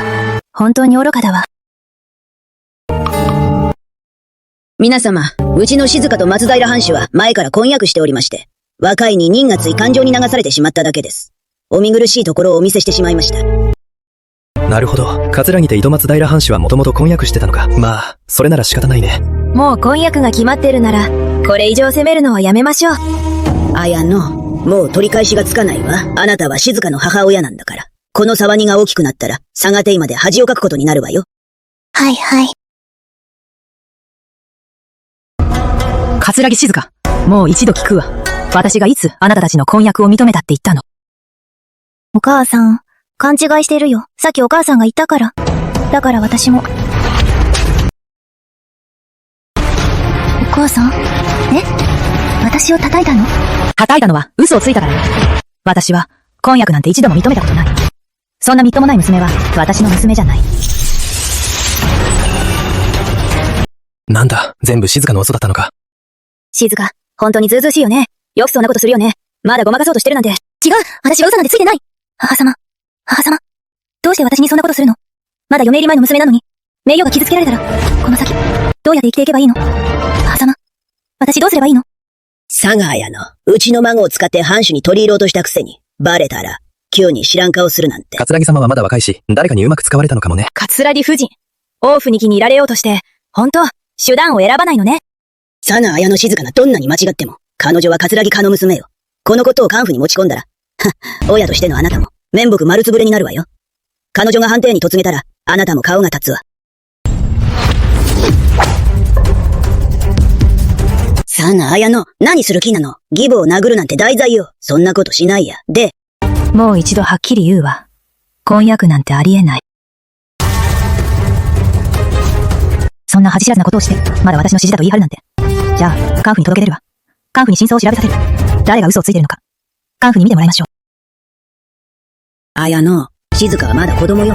ちょっと間違えただけよ。そんなに厳しくしなくてもいいじゃない。静香、早くお母さんに謝りなさい。母さん、私が悪かったって分かってるの。本当に悪かったって思ってる。でも、野仏な圭様とは心から愛し合ってるの。どうか母さん、認めてください。前世、松平天にとついた女たちは、誰一人として幸せな結末を迎えなかった。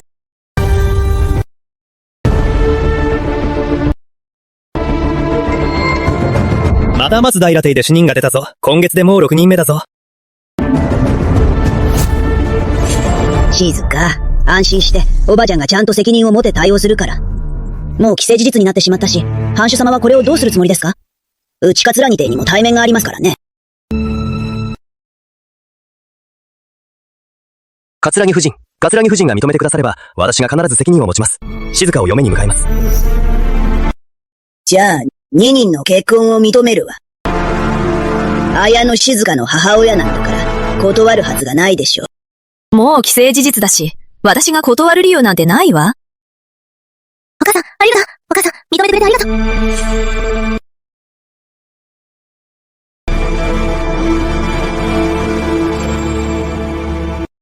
静香。この道を選んだのは自分でしょ。権力にすがりたくて、自分から奈落に飛び込んだのよ。この先、どんなに辛くても、誰のせいにもできない。思うよ、野仏な圭様との結婚のこと、早く決まるといいな。心配しなくていいわ。今朝、松平邸に行ってきたの。松平藩主は、ちゃんと太閤女にはなしを通してくれたわ。盛大にあなたを迎え入れるって約束してくれたのよ。やっぱり母さんがどんなに頑張っても、おばあ様の方が一枚上手だよね。おめでとう、妹よ。あと数日で晴れて藩主夫人になるんだね。その時は俺のことも忘れないでよ。もちろんよ。藩邸でしっかり居場所を作ったら、ちゃんとみんなにもいいことがあるから。藩邸には行ったら、うちの桂木邸も皇族のみうちになるのよ。その時は佐賀綾乃が頭を下げて必死に戻ってきてくれてたのもはずよ。今度母さんに会ったら、結婚する前に母さんからもっと嫁入り道具をもらわないと。母さんの子供は俺たちだけだし、嫁入り道具は俺たちにもらうしかないよね。当然だよ。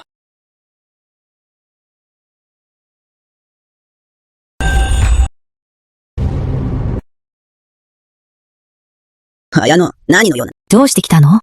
静香はもうすぐ松平邸に嫁ぐのよ。嫁入り道具は盛大に用意しないと。今回はあんたにチャンスをやるわ。さっさと10万両の嫁入り道具、すぐに準備しなさい。もっともらしいこと言って、結局キム目当てか。母様、今すぐ嫁入り道具を出して。そうすれば、母様として認めてあげる。そうしないなら、藩邸の権力は佐賀邸なんかとは比べ物にならないからね。何よ。藩邸が後ろ盾になったからって、礼儀の基本もわからなくなったの？母様に会ったら、どんな礼をするかわかってる？私が教えなきゃいけないの？お母様にご挨拶します。生意気な、ひざまずきなさい。私はあなたの母親よ。産み育てたのは私なの。母親としてあなたを認めなくてもいいけど、それでも、私を敬うのは当然よ。まだひざまさないの？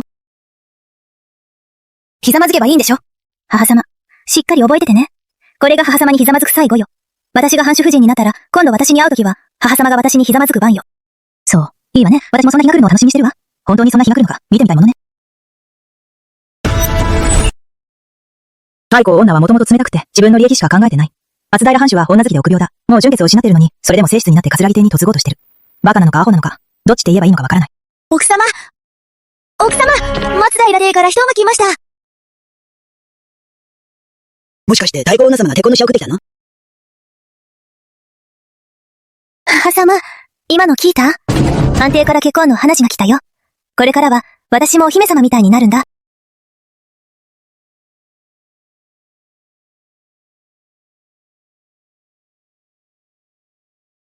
佐賀様にご挨拶いたします。あなたが藩邸の女官さんよね。私は将来藩主夫人になる桂木静香よ。野仏な圭様はどうして本人が来てないの？老臣は太閤女様のご命令で、桂木様をそばめとして藩邸に連れて帰るよう仰せつかりました。そばめなの？門の前にもう必要が用意されていますよ。特に吉日を選ぶ必要はありませんが、ぐずぐずしている暇はありませんよ。桂木様、早く必要に乗りなさい。何言ってるの？藩主様がちゃんと自分の口で私を正妃にすると約束してくれたのに。そうですよ。この女官様太閤女様も、私に桂木邸にちゃんと話をつけるって言ってたのに。身分の低い家の人なのに、太閤女様に取り立ててもらえるなんて、桂木様を側室にしてやることが、それが十分なは肥料よ。まさか自分が佐賀邸の人間にでもなったつもり？太閤女様に値切るつもりなの？やだ。静香。側室なんて絶対嫌！絶対嫌！静香は桂木家の嫡女だ。側室なんてありえないだろ。桂木様、賢く振る舞うなら、今すぐごちそうに乗って、屋敷に戻って側室になりなさい。それが一番まともな選択よ。まだぐずぐずしてると、藩主様が気を変えた時には、捨てられた女よりも、ひどい目に遭うことになるわよ。やだ。ハサマ、お願いだから、助けて。ハサマはハサガカ令嬢でしょ。おじい様にお願いすれば、太閤女様もきっと取り消してくれる。製品にしてもらえる。本当にお願い。ハサマ。あそこに嫁ぐって N 覚悟してたんでしょ？本気で愛し合ってるって言ってたよね。これはずっと望んでた結果でしょ？私があなたのために選んだ家は、判定みたいな権力はないけど。でも、ずっと安心して暮らせるはずだった。背伸びして格上に縁を求めたのは、あなたでしょ？望み通りになったんだから。なのに、なんで泣いてるの？ハサマ、私が悪かったです。本当にごめんなさい。ハサマ、お願いします。助けてください。あなた、忘れないでよ。あの子は、あなたが産んだ大事な娘の自分の娘をそばめに出すなんて。親の資格あるの。母様、どうかお慈悲を。妹が本当に側室になったら、この先ずっと辛い思いをしますし、軍での評判も全部失ってしまいます。母様、どうか見捨てないでください。もう仕方ないわ。結局私は、あなたたちの母親なんだから。母様、お力添えくださりありがとうございます。側室になるのが嫌なら、尼になって主家しなさい。これからハテラで、残りの人生を静かに過ごしなさい。私が主家しろって言うの？静かを主家させるなんて母さん。なんでそんなひどいことができるんだよ。綾乃、あんた本当に人間なの？静かの大事な時期を甘にするなんて。私が無理やりさせたって、助けてほしいって頼んできたのはそっちでしょ？本当に彼女のことを思ってるなら、自分で判定にってお願いすればよかったじゃない。でも結局、皇族から見れば、桂木家なんてただの小さな家柄で、お願いする資格すら、ないんじゃない？お母さん、どうして私にそんなひどいことができるの？罰が当たるのが怖くないの？昔はあなたのために色々と尽くしたのに、それでもあなたは拒んだ。もう私は疲れたわ。あなたの望み通りにしてあげたのに。それなのに、今度は私を恨むのね。もう選択は与えたわ。今更ないでも、頼んでも。もう無駄。もうお時間です、桂木様。お越しにお乗りください。そうか、そうか、綾乃。本当に容赦ないわね。私はそばめになっても、尼には絶対ならない。今日、あなたが私にしたあらゆる屈辱を、いつか絶対に100倍にして返すからね。静か。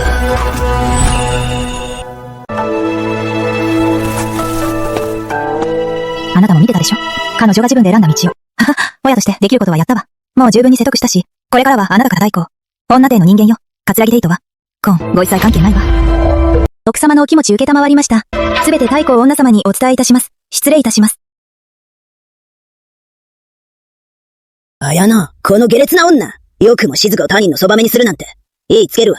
すぐ静かを連れ戻しなさい。今更慌ててるの？今まで何してたの？義母様が。静かを松平信綱のね。どこに連れて行ったんじゃないの？今のうちに見送っておいたら？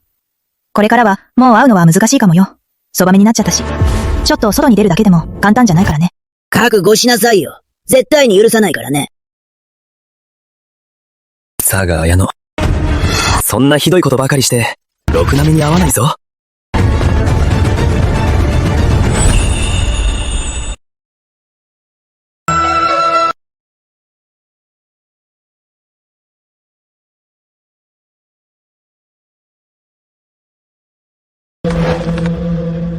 まさか本当に判定に来て、俺の側室になるとはな。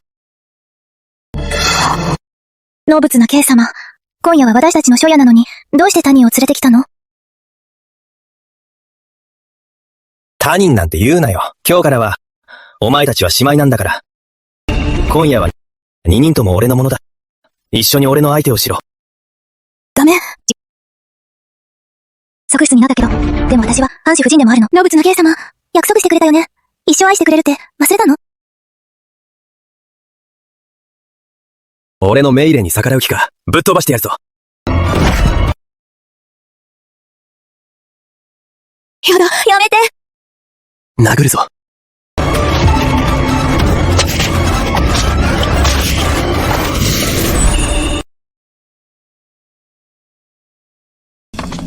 おばあよ、静かが側室になるなんて絶対にありえません。そうなったら、俺の評判も出世も全部終わっちゃう。心配しなくていいよ。騒ぎが落ち着いたら、祖母が静かを戻すよう手配するから。静かが気の毒だよ。やっと判定に嫁げたのに、結局側室なんて。全部あのさが綾乃のせいよ。本当に冷たい人だわ。子供たちのことなんて全然考えてない。本当に、兄貴が法務省に捕まってから母さん、すっかり別人みたいになったよ。今はさらに。ナイフ、人様。都合様、大変です。判定から知らせがありまして、三女様が。静かに何があったの？何があった？三女様が、死んじゃいました。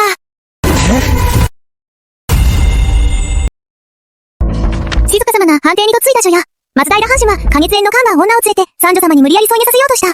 三女様は死んでも従わず、逃げようとした太閤女の人に連れ戻された。それから松平藩主は三女様を殴ったり怒鳴ったりして、太閤女は何もせずに放っておいた。松平藩主は酔っ払って三女様を殴り続けて殺してしまったんです。奥様、もし奥様の言うことを聞いていたら、こんなひどいことにはならなかったのに。あの時、まともな家に嫁ぐように進めたのに、全然聞かなかった。甘に慣れて言っても、絶対に嫌だって。自分からあんな地獄みたいな判定に飛び込んで、全部自分で選んだことよ。自業自得ね。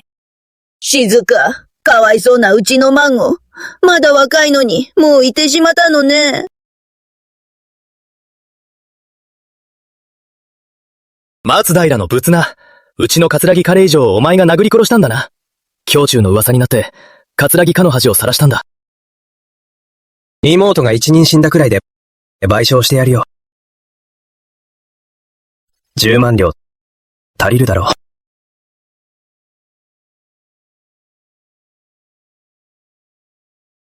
俺の妹なんだぞ。血が繋がってるんだ。桂木かでゆい、いつの娘だ。もっと金を出せ。金をもっと出してやってもいいが、ただし、俺の条件が一つある。どんな条件？今では、俺が自分の女を殴り殺したって噂が広まってる。天皇兵掲げ気としてる。お前たちがこの問題をきっちり片付けろ。それなら、外にはこう伝えましょう。静香はもともと、そばめになるのを嫌がっていて、佐賀綾乃に無理やり追い詰められて、自殺したってことにしましょう。そうだ。佐賀綾乃みたいなひどい女がいなければ、静香がこんな悲惨なことになるはずがない。それで決まりだな。全部佐賀綾乃のせいよ。あの女が孫を殺したんだ。絶対に許さない。絶対に逃がさない。今すぐ法務省で太鼓を打って訴えるわ。これは面白いな。実に面白い。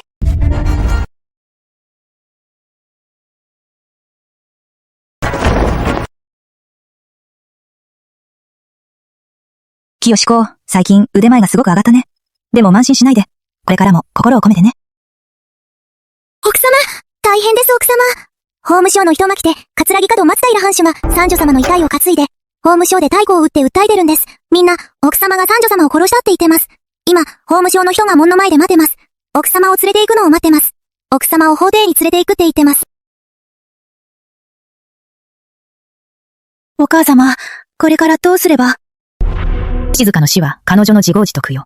でも松平藩主みたいな害は放っておけない。このままにしておくと、どれだけ多くの無実の女性が犠牲になるかわからないから。奥様、やっぱり松平藩主は皇族ですから、あんな堂々と裁判に出てくるなんて、きっと何か後ろ盾があるんですよ。油断しないでくださいね。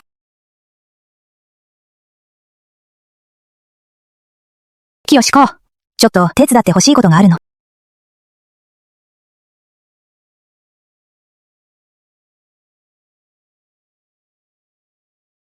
静香、なんてかわいそうな妻だ。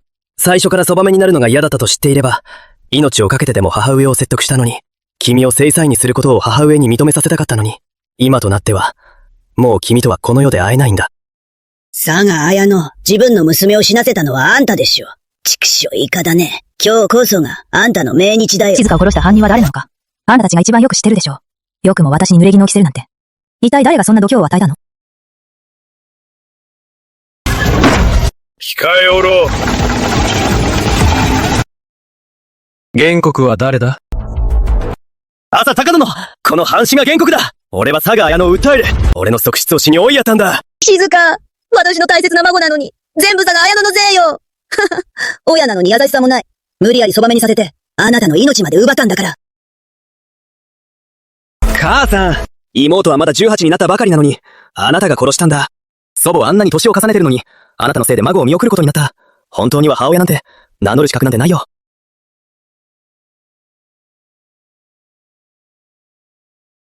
何すんだよ。俺に手をあげるなんて。静香はあなたのみの妹だ。彼女は今、悪と鵜に殺されたのに、なのに復讐しようともしないし、悪と鵜とつるんで、犬畜生に戻る。どうして孫を叩いたのよ、今日は。命がけでやってやるわ。それにあんた、この意地悪ババア、まごまごってうるさいくせに。今は静香が死んだのに、なんで Q を取ろうとしないの？あんた！何をしている？ここは法廷だ。騒ぎ立てるのは許さ。松平藩主、あなたは佐賀夫人を、身の娘を殺害したと告発した以上、証拠はあるのか？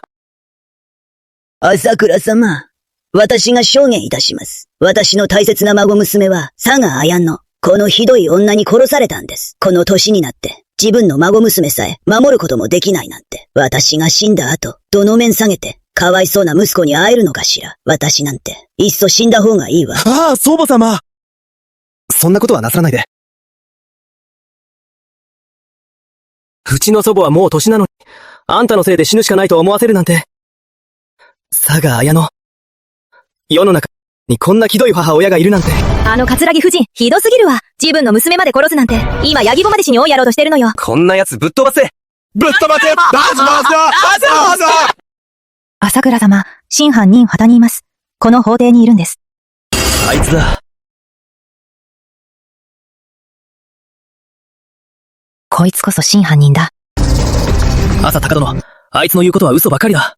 松平藩主は皇族なんですよ。口だけで皇族を侮辱するなんて、絶対に許せない。そうだ。朝倉殿、どうか桂木帝のためにこうせよ。こらしめろ。やっちまえ。佐賀夫人、松平藩主側には証人がいます。証拠はありますか？朝倉殿、申し上げます。証拠はすぐに取ります。証拠なんて持てないよ。あいつこそ犯人だ。朝倉殿罰してください。こらしめろ。やっちまえ。ケイミン、お願い申し上げます。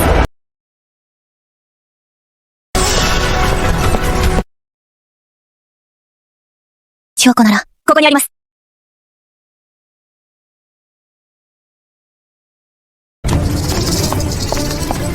桐原清公。お前よくもまた現れたな。リエンさんくせによくもここに現れたわね。堂々と法廷に来るなんて。私がやれないことなんてないわ。お前。母が仰せの通りに松平帝を調査し、確かに証拠を見つけました。松平藩主、私が静香を殺したって何度も言ってるけど。でも、本当に彼女を殺したのはあなただ。バカ言うな。静香とは両思いだったんだ。彼女を傷つけるわけないだろ。裁判官。これが松平藩主がこの数年で殺した罪のない女性たちの家族の証言です。今年だけで彼に殺された女性は女性100人以上に上ります。100人以上も。こんなにたくさん殺してたなんて。松平藩主、マジで鬼畜だな。ほんと、ひどすぎるよ。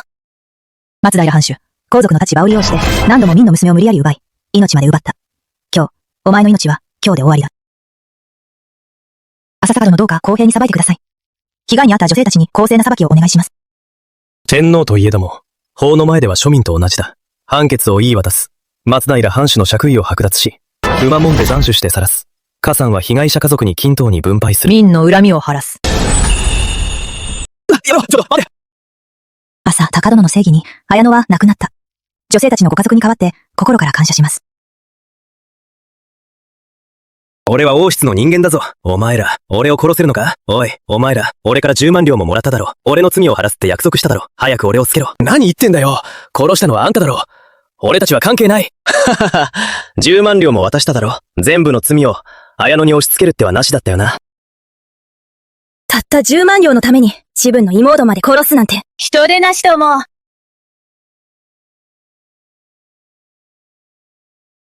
桂木島里直人。悪事に手を貸すとは、全員30回の杖打ち、他の者への教訓とするためだ。外へ連れ出せ。刑を執行しろ。ちょっと待って。僕は無実です。大臣違います。俺は王族だぞ。おい。いいぞ。松平藩主が裁かれたことで、これで少しは理不尽に命を奪われた女性たちも報われたわね。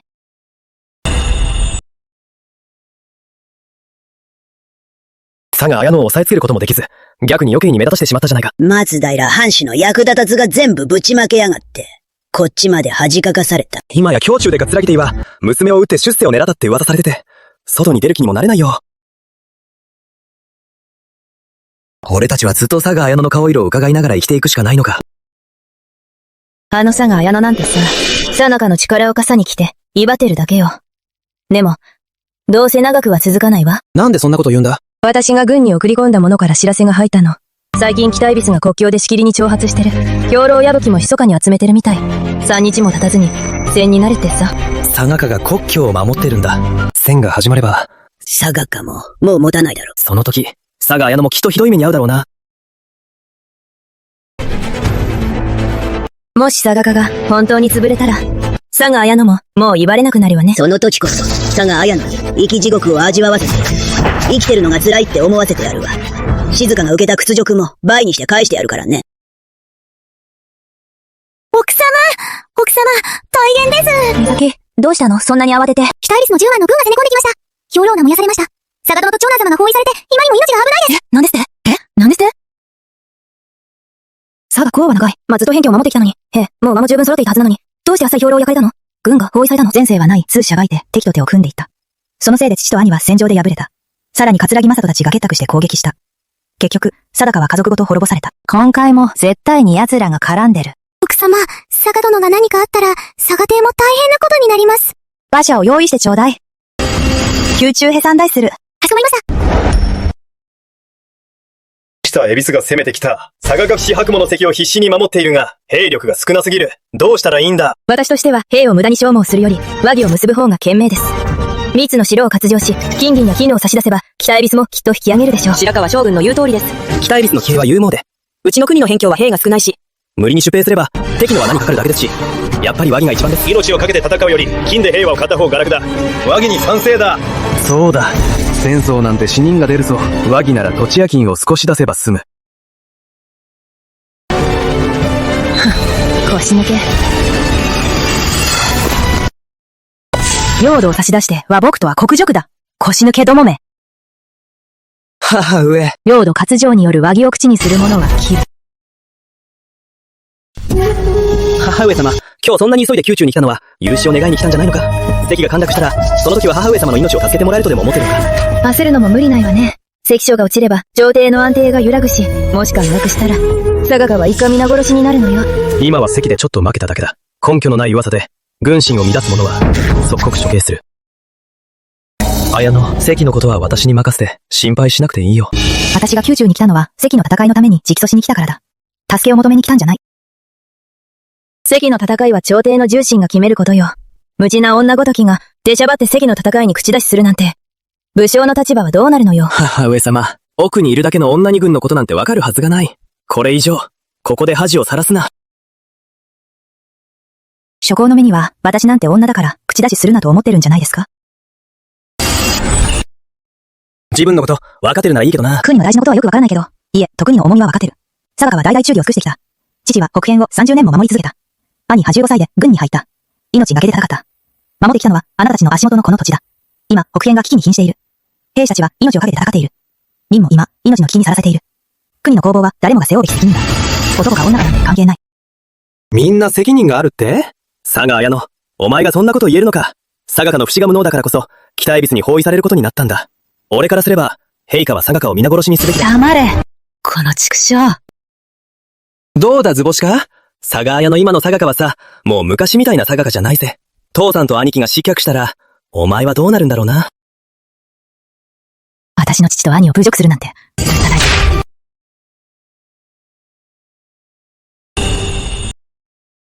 怖い。綾乃。ここは、朝廷だぞ。俺は朝廷から任命された五品将軍だ。俺に手を出すつもりか？朝廷を侮ることになるぞ。首が飛ぶぞ。綾乃、冷静になって陛下がもうすぐ来るから、彼らの策略に乗らないで。綾乃は法なんて眼中にないし、朝廷の役人を脅してるわ。こんなことして、陛下なんて眼中にないってことよ。綾乃、その度胸があるなら、やってみなよ。自分の息子を叱るのは私の役目よ。あんたに口出しされる筋合いはないわ。今日こそ、本当に叩くわ。なおと、自分が悪いと分かってる。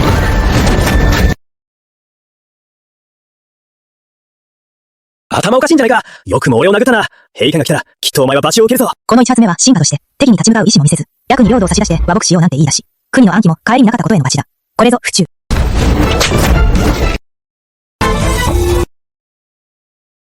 この二発目は、母の名を直接読んだこと。功を軽んじた。目上の者を侮った。これぞ不幸。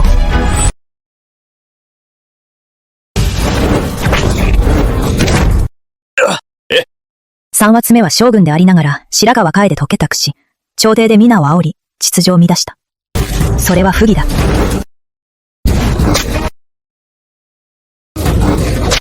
もうやめてくれ。お許しを。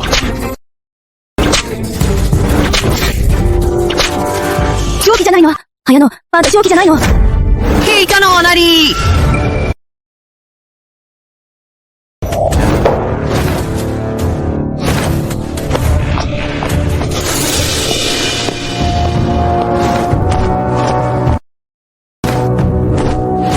天皇陛下、万歳万歳万歳万歳。兵神せよ。大勢の前で、こんなことをして、自分の罪が分かっているのか。大勢の前で、こんな振る舞いをして自分の罪が分かっているのか。天皇陛下、どうか桂木将軍にお力添えを。佐賀、綾野朝廷の役人たちに公然と反抗し、武器を手にして桂木将軍を殴りました。まるで王法を無視して、陛下は侮る行為です。天皇陛下、佐賀綾野派法も陛下も恐れせ、どうか厳しくお裁きください。桂木将軍に、公正を。どうか厳しくお待ちください。陛下、お怒りをお鎮めください。この件は、桂木直人が先に挑発しました。佐賀綾野は答えきれず、手を出して教えただけです。母として子を戒めただけです。事情があってのことです。決して理由なく手を出したのではありません。どうか陛下、お許しください。どうか陛下、お許しください。事情があったのなら、今回は特別に許す。次は許さぬぞ。陛下、僭越ながら申し上げます。どうか速やかにご出兵を、雲の関返軍をお願いします。父と兄は半月間も包囲されています。3万の将兵が絶対絶命です。もし遅れたら、もう持ちこたえられないかもしれません。私、佐賀の命をかけて保証いたします。援軍さえ来れば、必ず北エビスを打ち破ります。どうか陛下、お認めください。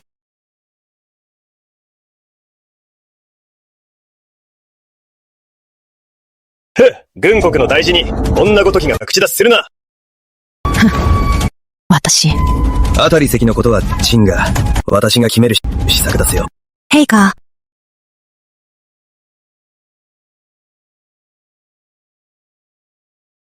承知いたしました。聞こえたでしょ？ええ、我がも言ったでしょ。あんたみたいな捨てられ女が心配することじゃない。さっさと。偏境の戦い。なお人たちが人横槍を入れてくる。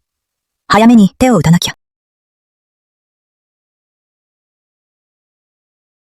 奥様、朝香などが従いました。状況はどう？天皇陛下が援軍を出すと決めた白河楓が指揮します。前世で白河楓が援軍としてきたけど、ずっと動かなかった。食料も渡さなかった。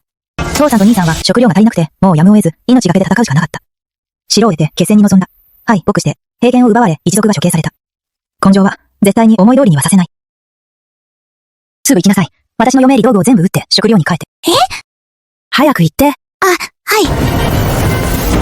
朝、坂戸の力を貸してほしいの。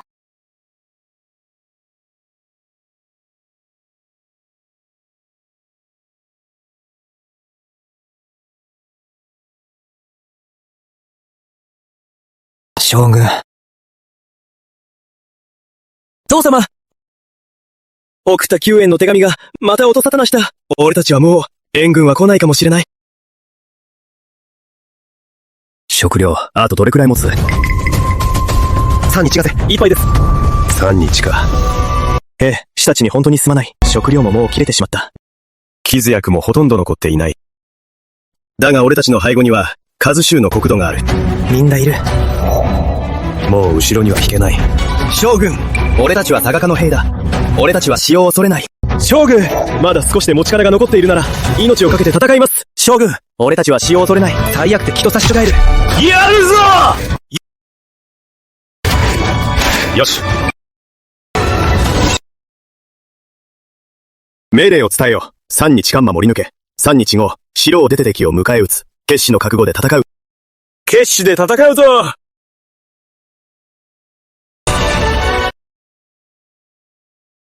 奥様、ご指示通りに嫁入り道具を打って米を買いました。でも、3戦績しか手にはいりませんでした。3戦績じゃ少なすぎる。どんな犠牲を払ってでも、明日には必ず1万隻の米を買う。でも奥様、帳簿には、もう、お金がありません。佐賀邸の土地の少々を打って残ったお金は、私が何とかするから。はい、かしこまりました。母様。清子。どうして来たの？母様が家財を全部売って米に変えて、返居を支援するためにって聞きました。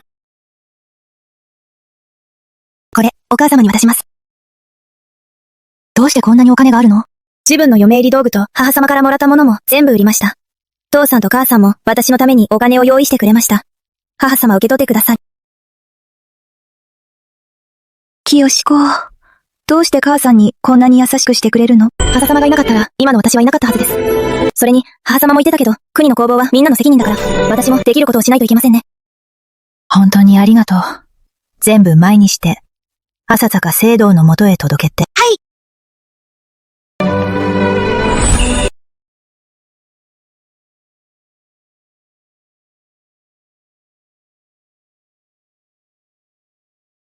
将軍。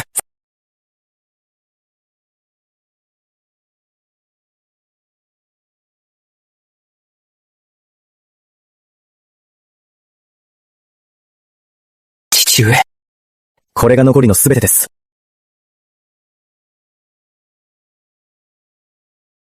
俺が将士たちにすまない。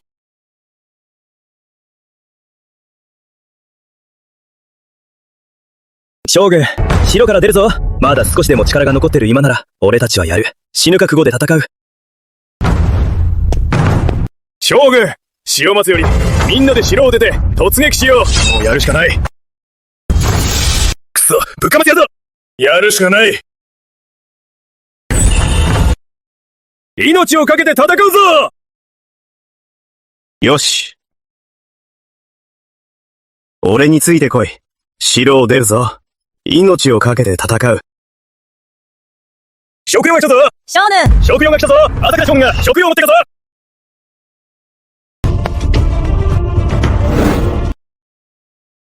将軍、食料を運んできました。綾野が佐賀の満席の食料を手放してくれました。俺たちが用意した分も、ここからすぐ来ます。すぐに届きます。よし。さすが綾野だ。将軍、食料があるぞ。北エビスなんて怖くない。そうだ。北エビスなんて怖くない。すぐに火を起こして飯を作れ。しっかり休んで力を蓄えろ。明日、城を出て敵を迎え撃つ。了解しました。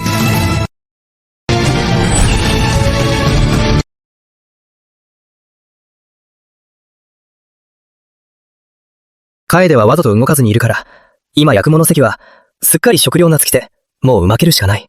関が破られたら、佐賀家はこれでもう終わりだな。綾野はこれまでずっと佐賀邸の力を後ろ盾にしてきたけど、今となってはもう偉そうにできないでしょ。今や佐賀邸は没落したわ。こんな絶好のチャンス。絶対に見逃さない。祖母様の言う通りだよ。今こそチャンスだ。佐賀綾野を徹底的に始末しないと。佐賀邸を、丸ごと奪い取るんだ。もう手はずは整ってる。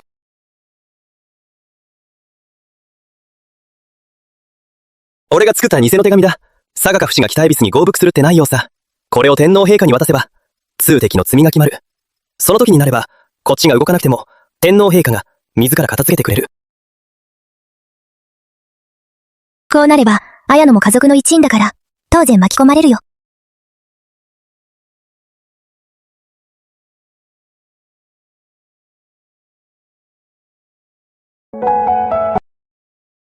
どう？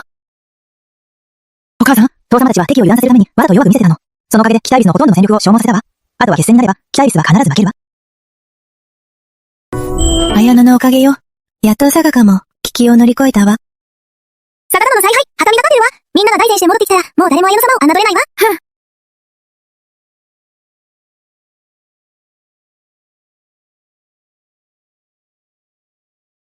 誰なのあんたたち。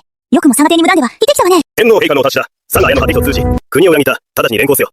あんたたち、嘘ばっかり。会長殿、私が一緒に行きます。ですが、どうか頼むのには危害を加えないでください。佐賀綾の罪を問われているが、自分の罪がわかるか。私には何の罪か存じません。どうかお上、ご説明いただけますか。罪を知らないのか？北恵比寿の陣地から見つかったこのミッションには、はっきりと書かれている。佐賀家父子と共謀し、囚われたふりをして、実は北恵比寿を館内に引き入れようとした。それでもまだ自分の罪がわからないというのか。佐賀綾野。佐賀家はなんて大胆な家だ。これまで十分に恩を与えてきたのに。なのになぜ敵と通じて国を裏切ったのか。お上様がは代々忠義を尽くしてきました。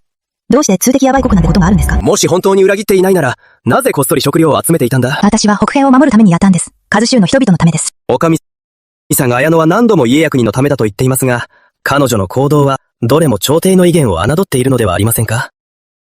佐賀綾乃は密かに食料を集め、朝廷の管理を殴り、さらに通敵の密書まで発覚した。全部、重罪だ。お上佐賀か花が年兵権を握ってきました。今や佐賀綾乃がこんなことをしたのは、もしかしたら佐賀かの謀反の始まりかもしれません。お上、佐賀綾乃に厳罰を、佐賀帝を徹底調査すべきです。見せしめとしてください。天下の安寧のために。佐賀綾乃、まだ申すことがあるなら言え。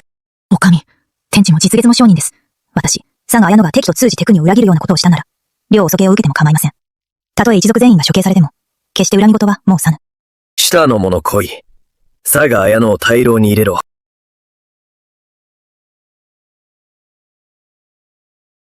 一体どういうことだ？なぜ佐賀邸が差し押さえられたんだ？朝倉様、やっと戻ってきてくれました。一体どういうことだ？朝倉様、お願いです。早く奥様を助けてください。奥様は大量に入れられてしまいました。もうすぐ切られてしまいます。何って。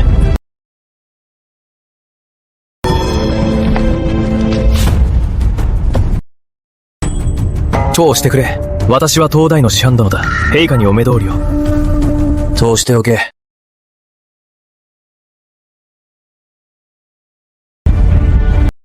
陛下、朝倉聖堂、はい、謁いたします。師範殿のご礼は免れておけ。陛下佐賀はずっと忠義を守ってきました。決して。師範殿が佐賀の取りなしに来たのなら、何も言うな。私には考えがある。師範殿今日に着いたばかりだな。今日でお前と佐賀綾乃について、どんな噂が流れているか知っているか？要するに、私的なやりとりだけさ。内と外が結託してるだけだよ。君は私の先生だが、評判も高い。どうしても頼むなら、私も君を一緒に処罰するしかない。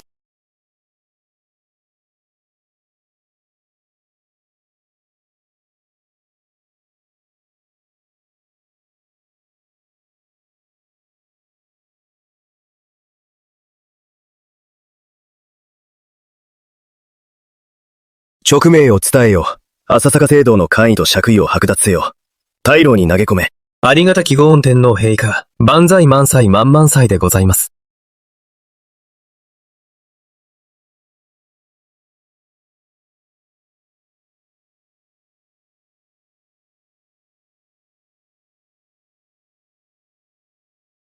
聖堂！綾乃。なんでここにいるの？ごめんなさい。私のせいであなたまで巻き込んでしまった。天皇陛下に合わせてください。全部私が指示しました。彼は関係ないです。綾乃、どうにもならないよ。全部自分の意思でやったことだ。大丈夫。あと少し待てば。父さんと兄さんが改善してくれるから、きっと助かるよ。明日、俺たちは切られるんだ。もう、彼らの凱旋を待つことはできないだろう。母様。清子、どうしてここに来たの？母様、痩せちゃったね。ご飯を持ってきたよ。朝、佐賀殿と一緒にしっかり食べて、元気になってね。困った子ね。今は私たち罪人なのよ。外はピリピリしてるし、みんな自分のみを守るのに必死で、私たちを避けてるの。今は来ちゃダメなのよ。今は来ちゃダメだよ。母様、そんなこと言わないで。母様は私にとって命の恩人です。本当の母親のように娘として当然のことです。もう私のこと娘だと思ってくれないの？いい子だね。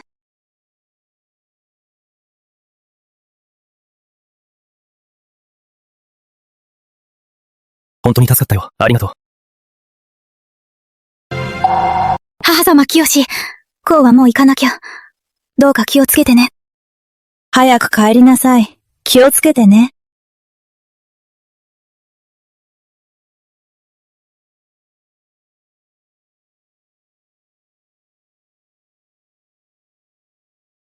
気をつけて。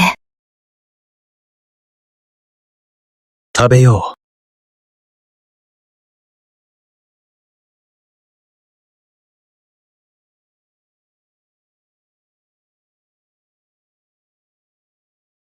聖堂、私がこっそり兵糧を集めたのは、父や兄、そして国のためだった。こんな結末になったのも覚悟してた。でも、そこまでして私を助ける必要なんてなかったのに。せっかくの清廉な名誉を無駄にして、そこまでして意味があるの？私はずっと清廉を守り、家と国のために尽くしてきた。指針なんて持ったこともない。でもあの頃、もし北辺の汚職を調べていなければ、今期が遅れなければ、佐賀国と継ぐこともなかっただろう。長いまでやっとわかったよ。もう吹っ切れた。今度こそ、自分のために生きる。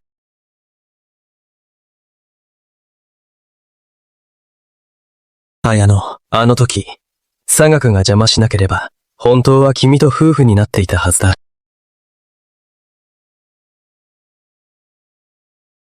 どうやなのに、随分と賑やかじゃない。死ぬ間際に一緒にいられるなんてね。まったく、哀れなカップルだこと。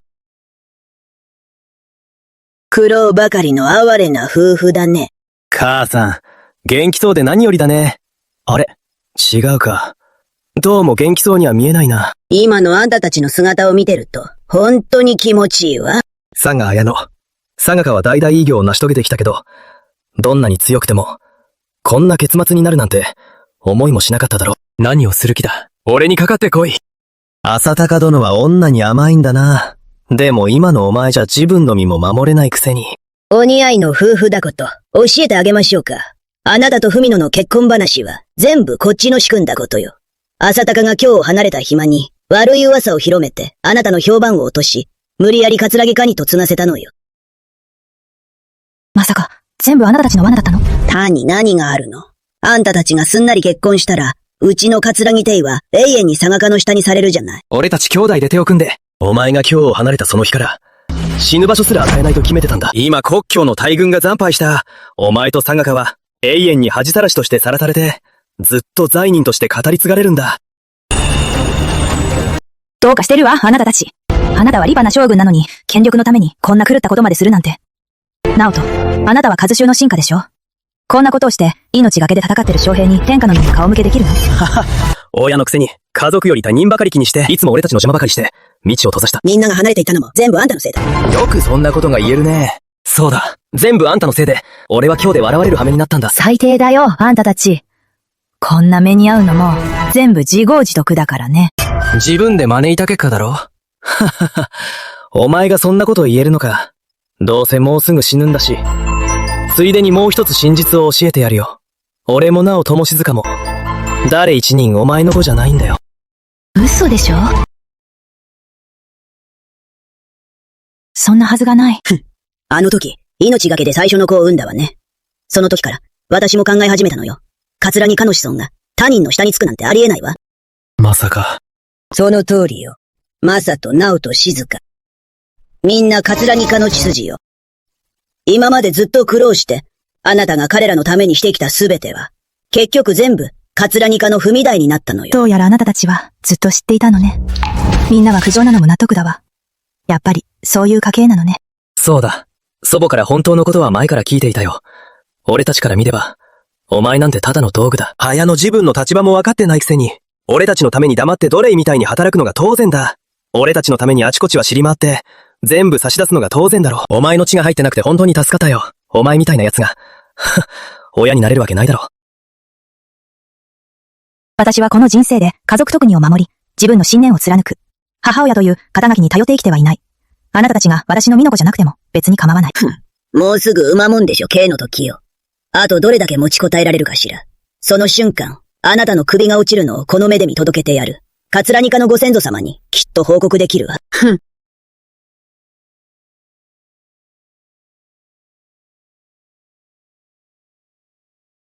綾乃、大丈夫か？聖堂。私の人生はずっと母親としてどうすべきか、家の主としてどうすべきかばかり考えて、生きているさが綾乃としての自分を忘れていた。昔はいつも立場の誤解に縛られてて、その誤派噂話や世間体にがんじがらめになってた。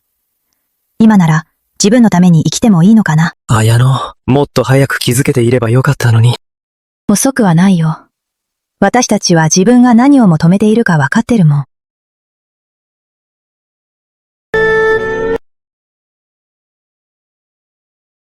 この人生はいろいろあって、あなたの妻にはなれなかった。このお酒は夫婦の愛じゃなくて、約束のためのものよ。もし生まれ変われたら、もう世間に縛られずに、普通の夫婦として暮らそう。それでいい？いいよ。来世では、綾乃だけを探すよ。身分難敵にしない。過去のこともこだわらずに。馬の国だ囚人を連行しろ。刑事をへつれていけ、斬首せよ。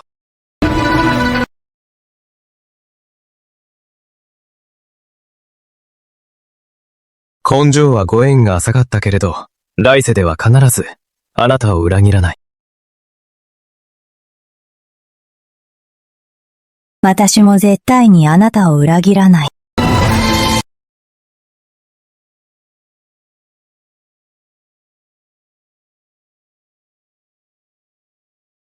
カンプイントベイ、バイコプド！殺せ！あいつらを殺せ！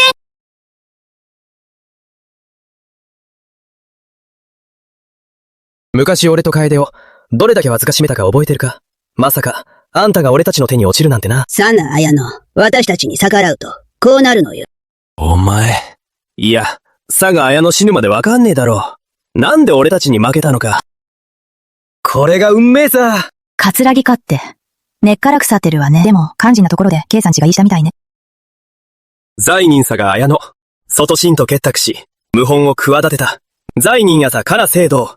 罪ふと通じ、共に謀反を働いた。時間だ。身元を書く認しろ。切れ。はい。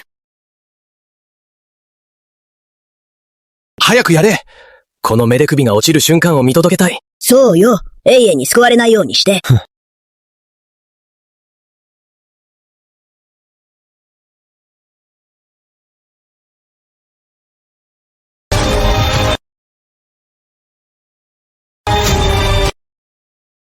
切るな。なんだこれは。北縁で大勝利。佐賀郊外戦。将軍の命令だ。綾乃と聖堂の冤罪を徹底的に調べろ。処刑を一時中止。なんですって。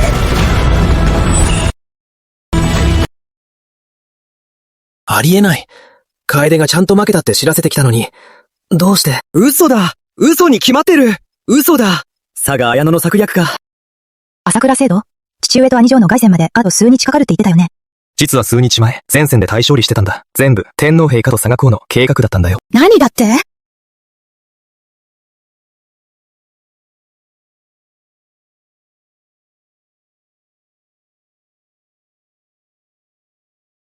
私には子供もいません。国のことだけを考えてきました。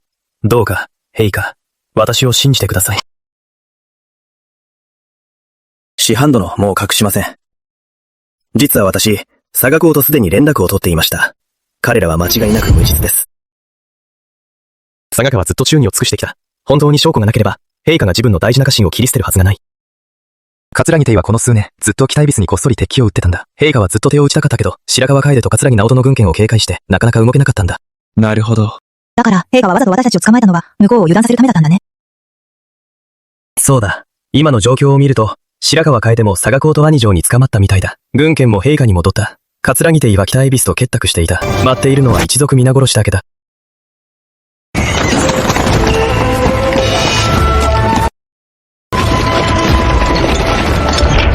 楓も捕まったの？ありえない。もうダメだ。全部ダメだ。おばよ。そんなはずない。北恵比寿から大軍が敗れたって知らせが来てるのに、そんなの嘘に決まってる。そんなはずない。絶対そんなはずない。綾乃、一体何を企んでるんだ。前にも言ったけど、あなたは計算を間違えたのよ。その日の戦いはすでに対象だった。わざと嘘の情報を広めて、今は敗戦しているわ。あなたたちが北恵比寿と手を組んだ証拠は、父と兄が全部まとめて持ち歩いているはず。お母さん、助けて。僕はまだ若いんだ。死にたくない。天の災いならまだ救いはある。自分で招いた災いは、もう生きられない。もう僕を生かしてくれないなら、一緒に死ぬしかない。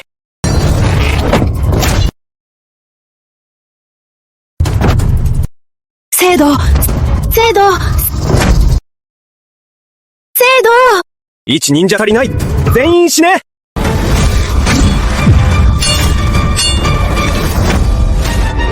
俺の妹と朝倉様を傷つけるなんて、命知らずめ。全員捕まえろ。兄さん、早く軍医を読んで。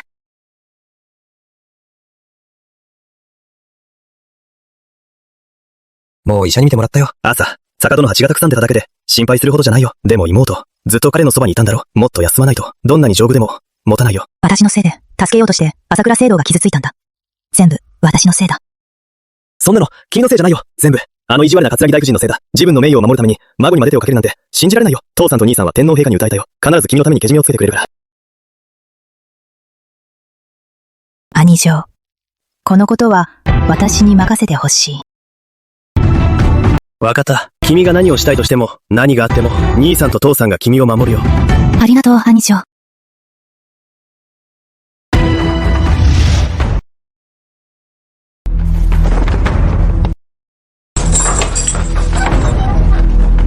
飯の時間だ。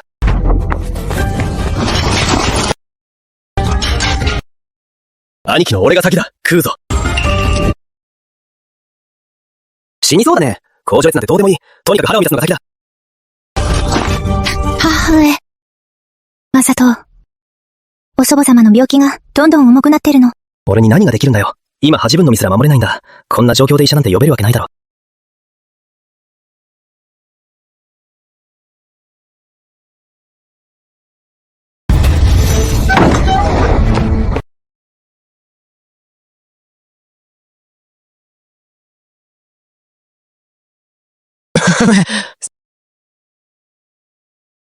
様、やっぱり来てくれたんですね。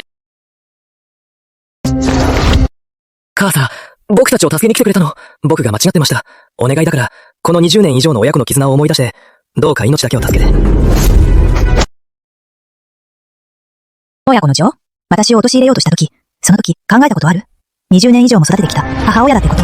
佐賀綾乃、何しに来たんだ？俺たちを笑いに来たのか？あなたたちを笑いに来たと思ってるの？そんなこと、あなたたちにはふさわしくないわ。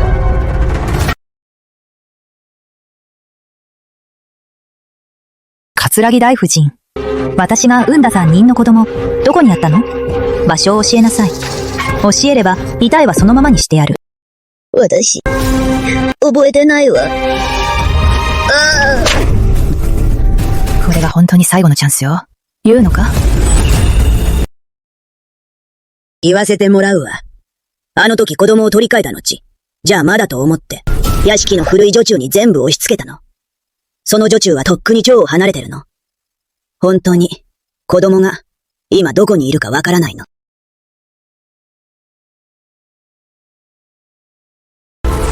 直視、戦時を読む。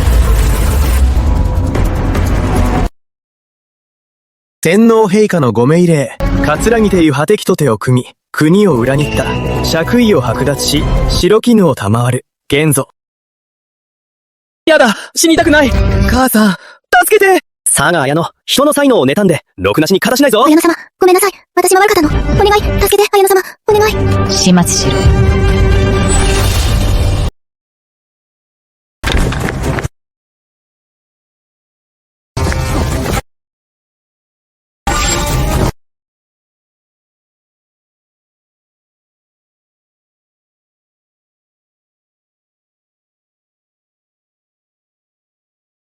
これから宮中に戻って天皇陛下にご報告いたします。失礼いたします。お疲れ様でした。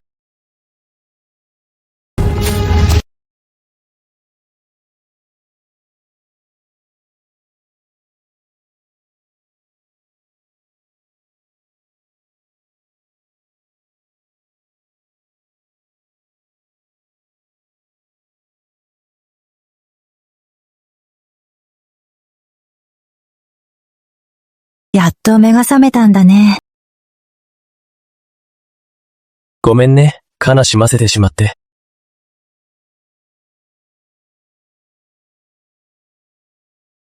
聖堂、やっと目を覚ましたな。これで綾乃も一安心だな。聖堂は軽い怪我だけだ。しばらく休めばすぐ元気になるさ。聖堂が目を覚ましたし、子供の手がかりも見つかったし、うちには嬉しいことが重なったね。兄さん、今なんでいたの？子供のこと何か分かったの？昔の女中の行方を人を使わせて調べさせた。やはり手がかりが見つかった。あの女中はどうしても子供を殺せなかった。こっそりと子供を生かしておいた。その後、故郷に帰った。やった！私の子供は生きていたんだ。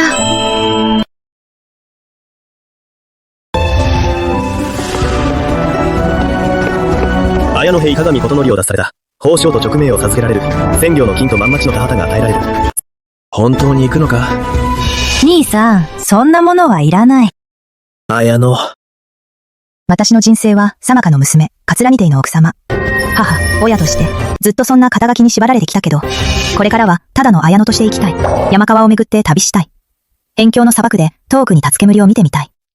江南の春雨や杏の花も眺めて、そのついでに、子供も探してみたい。まあ、それもいいだろう。お前はもともと自由奔放な性格だからな。今日に縛られて窮屈だったな。手助けやお金が必要ならいつでも連絡してきなさい。ありがとう、父様。父様、本当に出発します。行っておいで。待って。綾野。朝倉、傷は治ったの？もう治ったよ。君が山川を巡る旅に出ると聞いて、僕も一緒に行きたいんだ。朝倉殿、復職したばかりなのに、陛下は君に大きな役目を任せようとしているんだ。そんな簡単にやめていいのか？どんなに役人として順調でも、君と一緒に旅する方がずっと大切なんだ。それに子供を探すなんて、とても大事なことだから、僕がいれば、きっと力になれるよ。私と一緒に大変な思いしても平気？怖くないよ。僕が怖いのは、また君を失うことだけだよ。